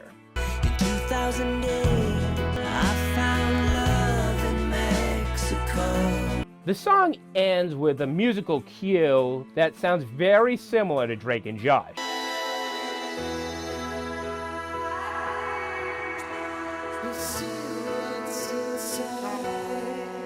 And him even arriving in a room that looks like their bedroom. The song itself tells the story of a man who acknowledges the pain that he's held inside and how that pain has caused a lot of other people suffering.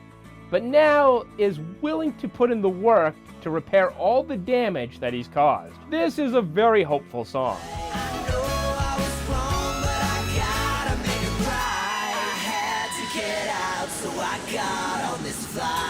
If you didn't know any better from listening to his interviews, it sounds like he was getting motivated from Rocky Balboa.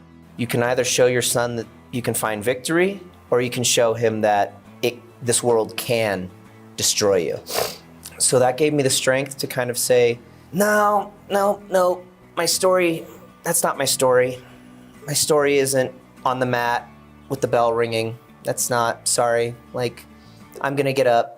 I kind of relate, fits in with the dream pop that Drake Bell is now putting out for his next album. Call me weak, call me disappointing. Set me free, my one and only. And if music is Drake Bell's journal, Nonstop Flight kind of tells us how the last few years have been for Drake. In the song Going Away, he sings about being done with Hollywood, that people in it will use you up and leave you destroyed. Paparazzi on the boulevard, the hot producer in his fancy car, then run you over when you drop your guard and take it away. Hollywouldn't is about a guy who's done with the temptation of Hollywood. A girl named Holly, and she wouldn't leave Hollywood, and we came out to this town together, and I'm fed up with it, and I got to get out of here, but Holly doesn't want to leave. She's going to stay. And Hollywood's a beautiful place, full of fantasy and imagination and fun, but it's also, a completely dark cesspool of just disgusting waste. Yeah, these are definitely lyrics from a guy who's trying to expose the seedy underbelly of society. I've always appreciated Drake Bell's musicianship. You can tell how he's really feeling because that's exactly what he puts into his lyrics.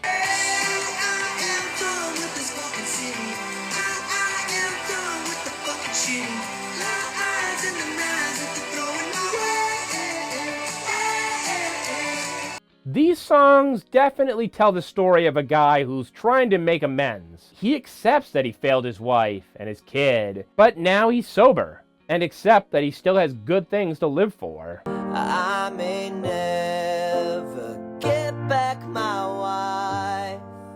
The whole record really deals with, it's a very autobiographical, what's been going on, and I kind of relate.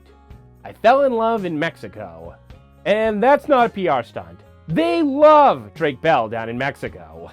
Dubbed episodes of Drake and Josh are a sensation. Mexican fans go nuts for him. This is years past the last airing of Drake and Josh. Drake Bell!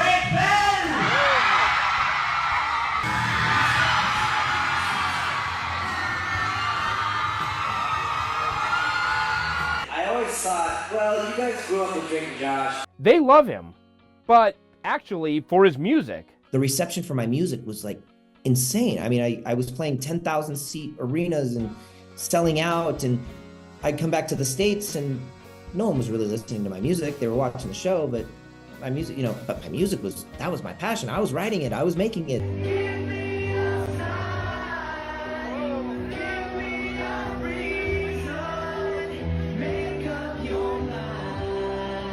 what's going on in Mexico and Latin America with my music? They're embracing it so much. Like, I want to go play, I want to be there. I want to be where my fans love my music, not just the show, not just my acting, but music is my passion, and so I want to be there. And so I started to really cultivate that relationship.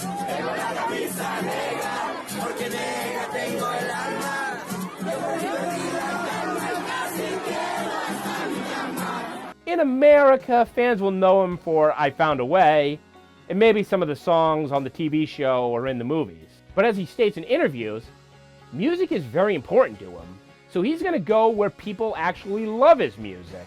And he reciprocates by often just only speaking in Spanish, learning the language, diving into the culture.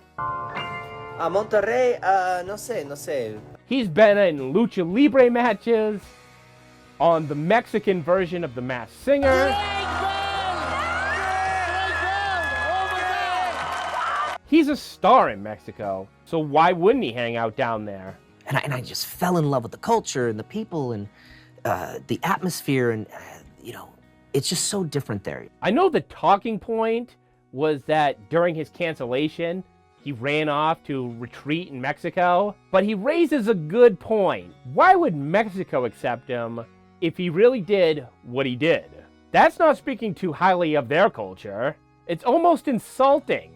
I've been coming here for 15 years. This has been a second home to me for so long. Have friends and family and I've been doing so much out here that it really is a bummer that the fans out here and people have to read, oh, he's just in Mexico. They think he's, luckily they know that I've been coming here for years. I started spending much more time out here. I was able to make music again, and I was able to do this. And then the media in the US used that against me and said, oh, Drake Bell escaped to Mexico because he's escaping the media, or he's escaping his problems and his legal issues in the US. And if half of what is being said was true, Mexico wouldn't embrace me either. And it is odd how many people just completely missed the obvious dad joke. I made a joke on my social media and changed my name to Campana. Campana is just bell in Spanish. Don't misunderstand me. Serious allegations deserve the due diligence to bring down the guilty party. And I think if Drake had tried to run to Mexico, there wouldn't have been safe haven. As we saw with other famous music names, very few countries are going to be willing to take that risk. And they take that, and then they take what all of these other clickbait things about me, and they mush them together, and they're like, oh, that's why he moved to Mexico and changed his name. It's to get away from this and this and this. I'm like, I never moved to Mexico. I'd love to. Yeah. I've never changed my name. This love from Mexico is 100%. They love his music. He can play massive venues down there, where he knows that even if he was to come back up to the United States to play, it's going to be in a much smaller venue. I have a ticket to go see him at the Palladium, and I'm not even sure if he meant the main room, outside, or in the side room. As I'm piecing it together, during his worst period, he never left the United States. He was still living in Los Angeles. He was bouncing back and forth. And how could one do that if they were trying to escape the law? They'd bust him as soon as he tried to cross the border. What if his love for Mexico was just a sincere love of their culture? I would love to live in Mexico. I mean, I especially the States right now, especially Los Angeles, where I lived, it's just not the same as it used to be. As of 2024, he made the jump. He's now a resident of Mexico. After going to rehab last year, Bell says he's sober today. He's moved to Mexico City. Oh my gosh, everyone's like, okay, I'm gonna get a passport. Could you imagine we just have like a full-on like American Drakesters like party in Mexico? As I've said, 2024 Drake is a lot more forthcoming about his shortcomings. For the people who are skeptical about that authenticity, I'd point out that these publicity stops aren't at your regular press outlets. These interviews are really long form and are almost like therapy sessions. Well, nobody's listening to, because I think a lot of the times that we act out, especially when we're younger, is sort of a cry for help. And it's sort of, when that is the result, you get this feeling of, well, no one's listening. Maybe I need to be a little louder. Whereas Josh's sound like your everyday press tour. I remember this voice in my head being like, oh, this is it. Like, this is what we've been looking for. Drinking. Yeah, the drinking and drugs. And I think I see something in the book of like, if you've been carrying this invisible bag of stones around your whole life, a weight vest with 50 to 100 extra pounds. I mean, I quite literally was, but let's just say it's like emotional weight vest. And eventually you almost forget that it's on. You just know your knees hurt. You know you're exhausted. It's like, why am I so tired? why do things feel tougher for me than it does for my friends? And then if in an instant that weight vest is lifted off of you and your knees hurt less and you're walking around and you're like, oh, you wouldn't question it. Drake feels like a guy who's trying to make amends for all the bad stuff that sullied his reputation. And Josh is more like, hey, I don't know if you guys noticed this, but there was a period where I was a complete wreck. Days looking incredibly similar and just being like massively disappointing to a massive amount of people regularly. And first and foremost, as I've talked about throughout this pod, like just sort of breaking my mom's heart on a regular basis. No shade thrown over to Josh, though. I'm glad both of them seemingly have their lives together. And I'm really glad I don't have to talk about any of this in regards to Miranda Cosgrove. I truly don't have a good reason. I've never even been buzzed. I've sipped things before, but like 2 sips. You're so pure. And now we have to tackle the thing that everybody brings up while he's on this press tour. All right, Drake, we know what happened to you, but the last few years, we've heard something else about you. Yeah, as we've talked about, Drake's history with women, and are they really going to give him a clean slate when SA is associated with his name as well? In my part 2, there were a lot of relationships that just went sour on Drake. Where there's smoke, there could be potential fire. Yeah, there was abuse talk and infidelity, and then there was one of his exes co-signing that this was just the tip of the iceberg. But from what I saw, nobody else has come forward. Does that make him innocent? As of right now, nobody's come out and said anything. Of course, people could come out of the woodwork in the future, and this could really blow up in Drake's face. Where the entire point is that, like, Drake Bell, you know, that his life was rough. And in my opinion, a lot of those videos are going to suck because they're going to make the mistake of buying into what is very obviously a PR campaign. And a lot of YouTubers who aren't willing to look into the details are gonna end up regretting when there's an investigation to discover a documentary about him in 5 years. But I'll also point out that from 2019 till about a couple months ago, Drake Bell had a terrible public image. If you were to come out with accusations or credible evidence, that would have been the time to really do it. Everybody would have believed you. When nobody does, you may give Drake the benefit of the doubt. So maybe Drake was just an unfaithful guy. Too emotionally damaged and deep in addiction, and not able to really handle a relationship. I was victimized in a way and hurt by an older man that I had no interest in being a part of that situation, that I think that there's something that I've taken with me where I feel like maybe I won't be desired by who I want to be desired by. Drake is pretty forthcoming about that part of his life. I also wanted to find out who the girlfriend could have been whose mom saved him from Brian Peck. I was so close with her mom too that they knew something was going on. Something was up. And also seeing changes in my behavior and my mood swings and anger issues and all of this, and there was just something going on. With the evidence presented and what I've heard through all these interviews, the girlfriend had to have been Fifi Dobson. You down, told you not to scream or cry. In 2006, for her album Sunday Love, Fifi Dobson had a song called Man Meets Boy. And listen to the lyrics. From that day forward, baby, you just wondered why. This song sounds like a companion piece to Drake Bell's In the End, which had been released only a year prior. Oh, child, it's not your fault. Don't rob your roots with salt. And also, listen to this part.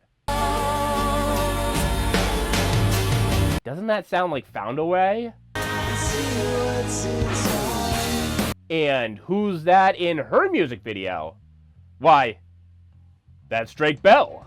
So was Drake just only able to mentally handle starring on a hit TV show while not dealing with everything else? When I was younger, letting these moments affect me caused me to negatively impact people around me, people that I should have treated with love and kindness and respect. I didn't always the way I should have. Absolute self-destruction. Just any way that I could escape, any way that I could, you know, my relationship with my girlfriend just fizzled away because I felt gross. I felt shame.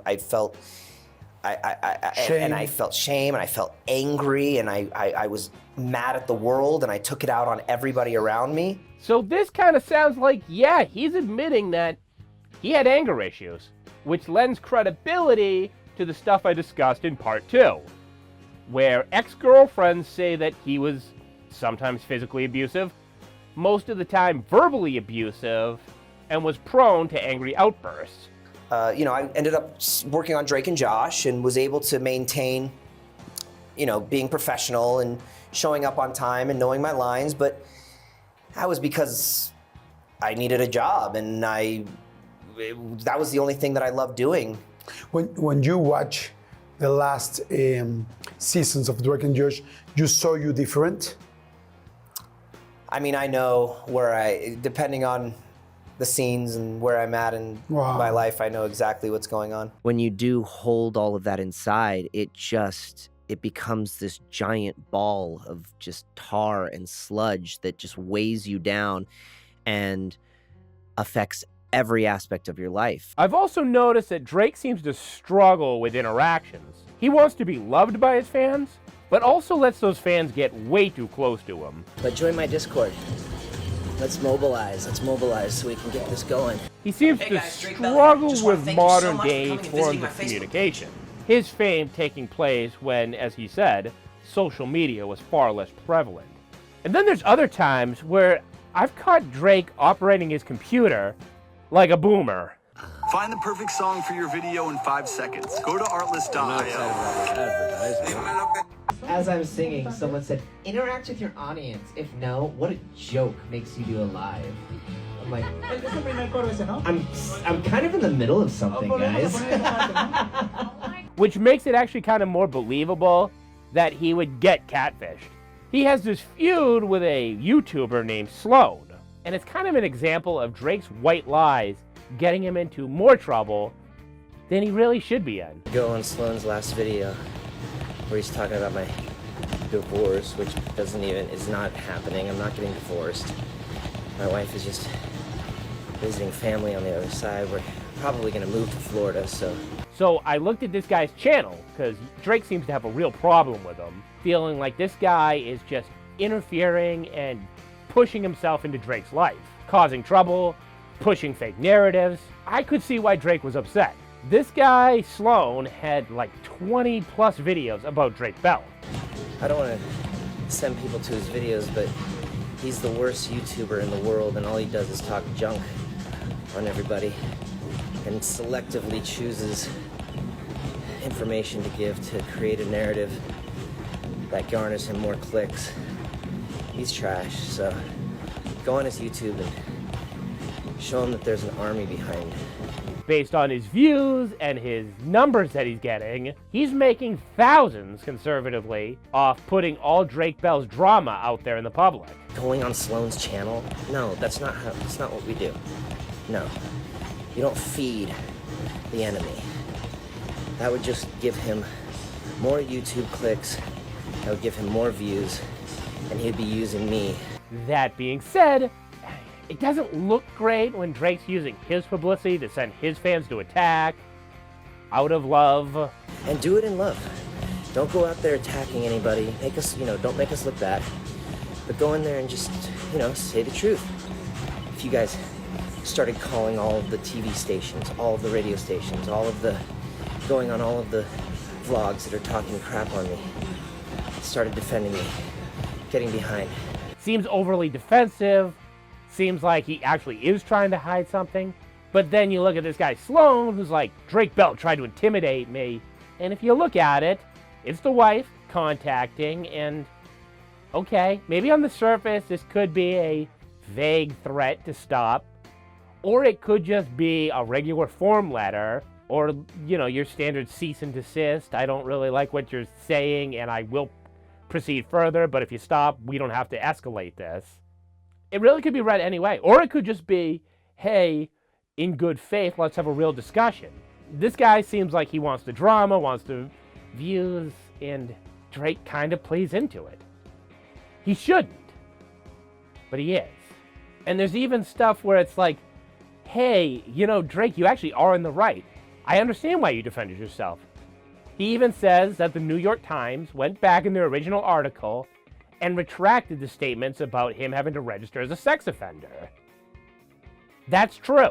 I'm kind of under the impression that Drake would just be a much happier person if he stayed offline, put down his devices, and just went outside and interacted with real people. He may just be a little too sensitive to deal with online culture. Kind of becomes, what's really important? Why am I letting these outside elements destroy me when my focus should be on him? Everyone is just on the attack. Yeah. And, you know, the more I stay off social media, the more I stay in reality. He goes, if I were you, I'd just wake up in the morning, take a shower, and go outside for a walk. He goes, why do you even look at what's on social media? He goes, come out into reality and see what, I mean, you know. I would take things so personally. Post-Quiet on Set, Drake has gotten a lot of sympathy from people. But he's also gotten the trolls. People who want to drudge up his old court case. And people who just want to get a rise out of him. Some people have invaded his discourse under the guise of also going after predators. Everything is out there. And as he grows, he's going to hear things and people are going to have opinions. And for a guy who's trying to move forward and get his story out there and, you know, make amends for his past, and people bringing this back up could cause a setback. It does seem to bother him, even leaving statements where, yeah, this has kind of affected his day. I have to take responsibility and accountability because nobody grabbed my hand and forced me to do those things. I mean, other than Brian. You know, I might crack jokes and I might make because that helps me not collapse. I have it written right here. It's very dark. No, it's when I can tell you have a dark sense of humor. I have to. Rightfully or wrongfully, the public is going to be like, hey, show me you've actually changed. If you know you were wrong, are you going to try to make it right? You know, we're media trained and we have this thing, so it is difficult sometimes to reflect on yourself without trying to, like you were saying, you know, put it in a way, okay, wait, how is this going to be picked up tomorrow and how is this going to be twisted, and really just focusing on who am I? But if you're still in the impression that this is a PR move, Drake getting all conspiratorial might not help his case. And he could be 100% right. There could be active people pushing a narrative against him so that he won't expose them. I don't want to put on like my tinfoil hat, but when Brian was convicted, that's a huge story. I mean, that's, and when you see how well connected he was, and how high up it went, his connections, and the support he got, I mean, it's a huge story that somebody was arrested that was working on Nickelodeon, and this is what happened. And you have two people working on the same show within a matter of months getting arrested for unspeakable and horrific things.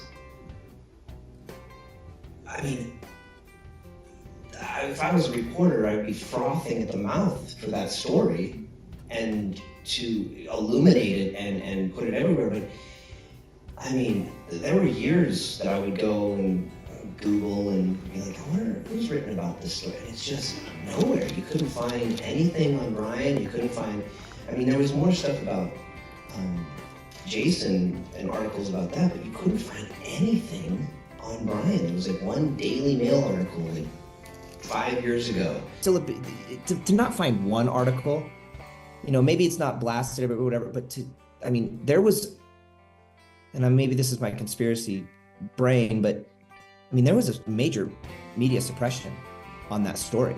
And I don't know if it was a favor that was called in. I don't know if it was people protecting him. I don't know what it was. And I later learned, just recently, of why that might have been the case, because there were 41 or some odd letters written to the judge from people in Hollywood, directors, writers, actors, producers. And here's the kicker that I really don't get.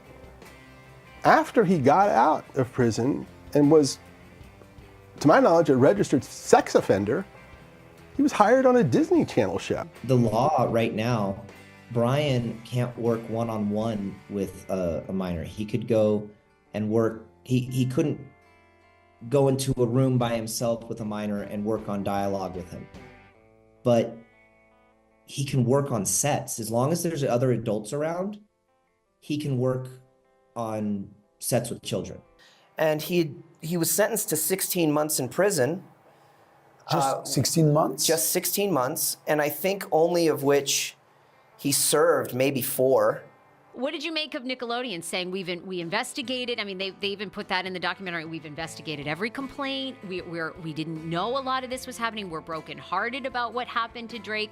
What do you make of their responses and others? Well, I find it interesting when my dad would go to executives and say that there's behaviors on set between adults and minors that he's finding uncomfortable, and they would shoo him away. You want to cancel me? You got to kill me. Because I'm not going anywhere. Now, I do actually agree with something that Drake said.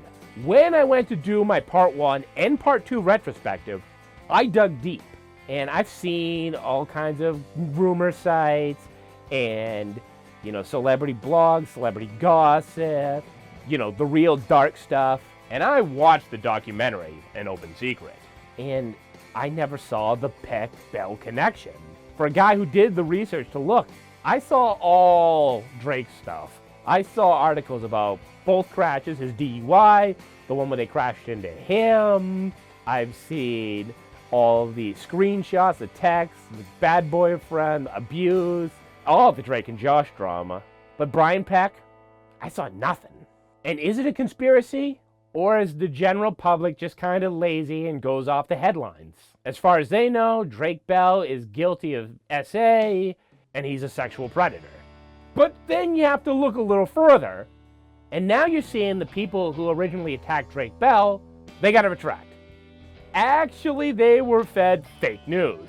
One of the biggest advocates for stopping predators in Hollywood is Alexa Nicholas from Zoe 101, and now she has her Eat Predator podcast. And I think it exploded post-Quiet on Set, because I hadn't really heard of her before, but she was one of those ones who made a video against Drake Bell. Because, you know, believe all survivors. And she admits, yeah, I was going off false information, and that doesn't help real survivors. Oh, so why'd you delete the Drake Bell video? I'll tell you why I deleted the Drake Bell video. I deleted it because I was reading from an article that had false information in it. It said he was a registered SO, and that's where my basis was coming from. And it really pissed me off because that doesn't help survivors. That does the opposite. I want to read from things that are like factual and then go eat a predator. You had somebody on TikTok saying like Drake like covers up his tattoos to go hang out with minors by the ruins. Now some girl has to go on TikTok being like, I wasn't broomed. And let's not put people in a scenario where they are having to go onto TikTok and say that was their unalive cousin. Then I read an article on MSNBC News And it was basically about how the Drake Bell reported survivors were being harassed, which, first of all, don't harass anybody. But then I saw the person that I blocked was mentioned in that article. And I found it really disturbing because that person who was mentioned in the article was harassing me. Still is. And they're all like bot accounts, right? You don't even know who they are, who's behind that. Anyone can be behind that account. Who is that person? And why do you spend all day trying to harass a survivor? Drake's got a lot to fix in his life, and there could be women who come out in the future against him. And I think he might just be somebody who spent the last 20 years not dealing with his actual issues. So while he was under the influence, he may have done some bad things while trying to hide his own pain. And that big one is the SA allegation. It wasn't even an assault case. My case wasn't even there was no sexual assault, no assault, no physical anything in any of the charges and any of the what I had to go through. So your only responsibility there was, you would say, like, communicating, not knowing how old she was, not doing the due diligence of kind of knowing. Exactly. But because I had been talking in a way that I shouldn't have been before the age had come to light, they were able to bring charges against me. Thankfully, through a very long and exhaustive investigation, which went into subpoenaing my social media messages and everything that I've ever sent to anyone, and my cell phones and computers, and finally we had witnesses come forward that were there and were a witness to the entire events that occurred at the concert, and they were like, "What are you talking? We were there. We were there the whole time. This didn't occur. This didn't occur. They were never here alone. This didn't occur." Like, from your perspective, nothing happened, or something happened that she misinterpreted? I just want to No, nothing happened physically. Nothing happened in person or anything like that. But What about on text? I had been in the past exchanging messages from somebody who I got messages from on through a DM. Because I had engaged in certain conversations, that was what they were able to charge me with. So I ended up getting charged and doing a year of community, 200 hours of community service and 2 years of probation. Everything was indicating that this is somebody that I could converse with, and I was going through, I don't know. So inappropriate messages were sent. It got to some places. It got to a place where there were some messages that shouldn't have been exchanged.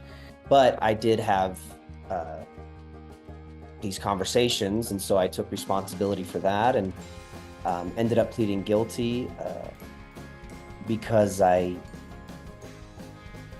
just financially, I was just devastated. My attorney looked at me and said, "Look, I'd already spent, so much money on representation and investigation and all this stuff just to defend myself." And they said, "Well, now look, this is what a trial is going to look like. You're going to go, it's going to be 2 or 3 weeks. My wife and I had just had a son. So they're like, your son's going to be sitting behind you watching this happen, and the media is going to twist it any way they want that's going to make it the most clickable as possible. And it's going to be every day. People are going to be watching what's happening every day. And anybody is going to be able to say anything they want on the stand, whether it's true or not. And unfortunately, we see guilty people walk away and innocent people go to jail every day." Yeah. And I just looked at them and I was like, "What?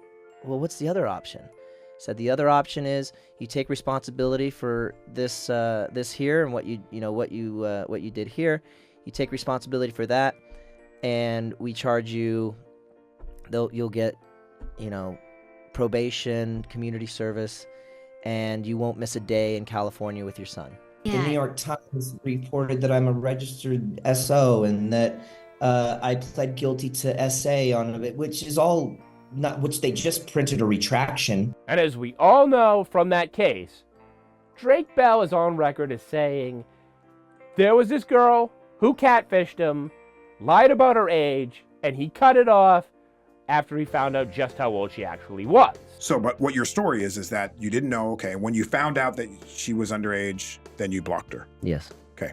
Had you known from the jump that this person was underage, would you have still been tempted to text? No. The only thing you did, you responded to a DM. You weren't aware of how old she was?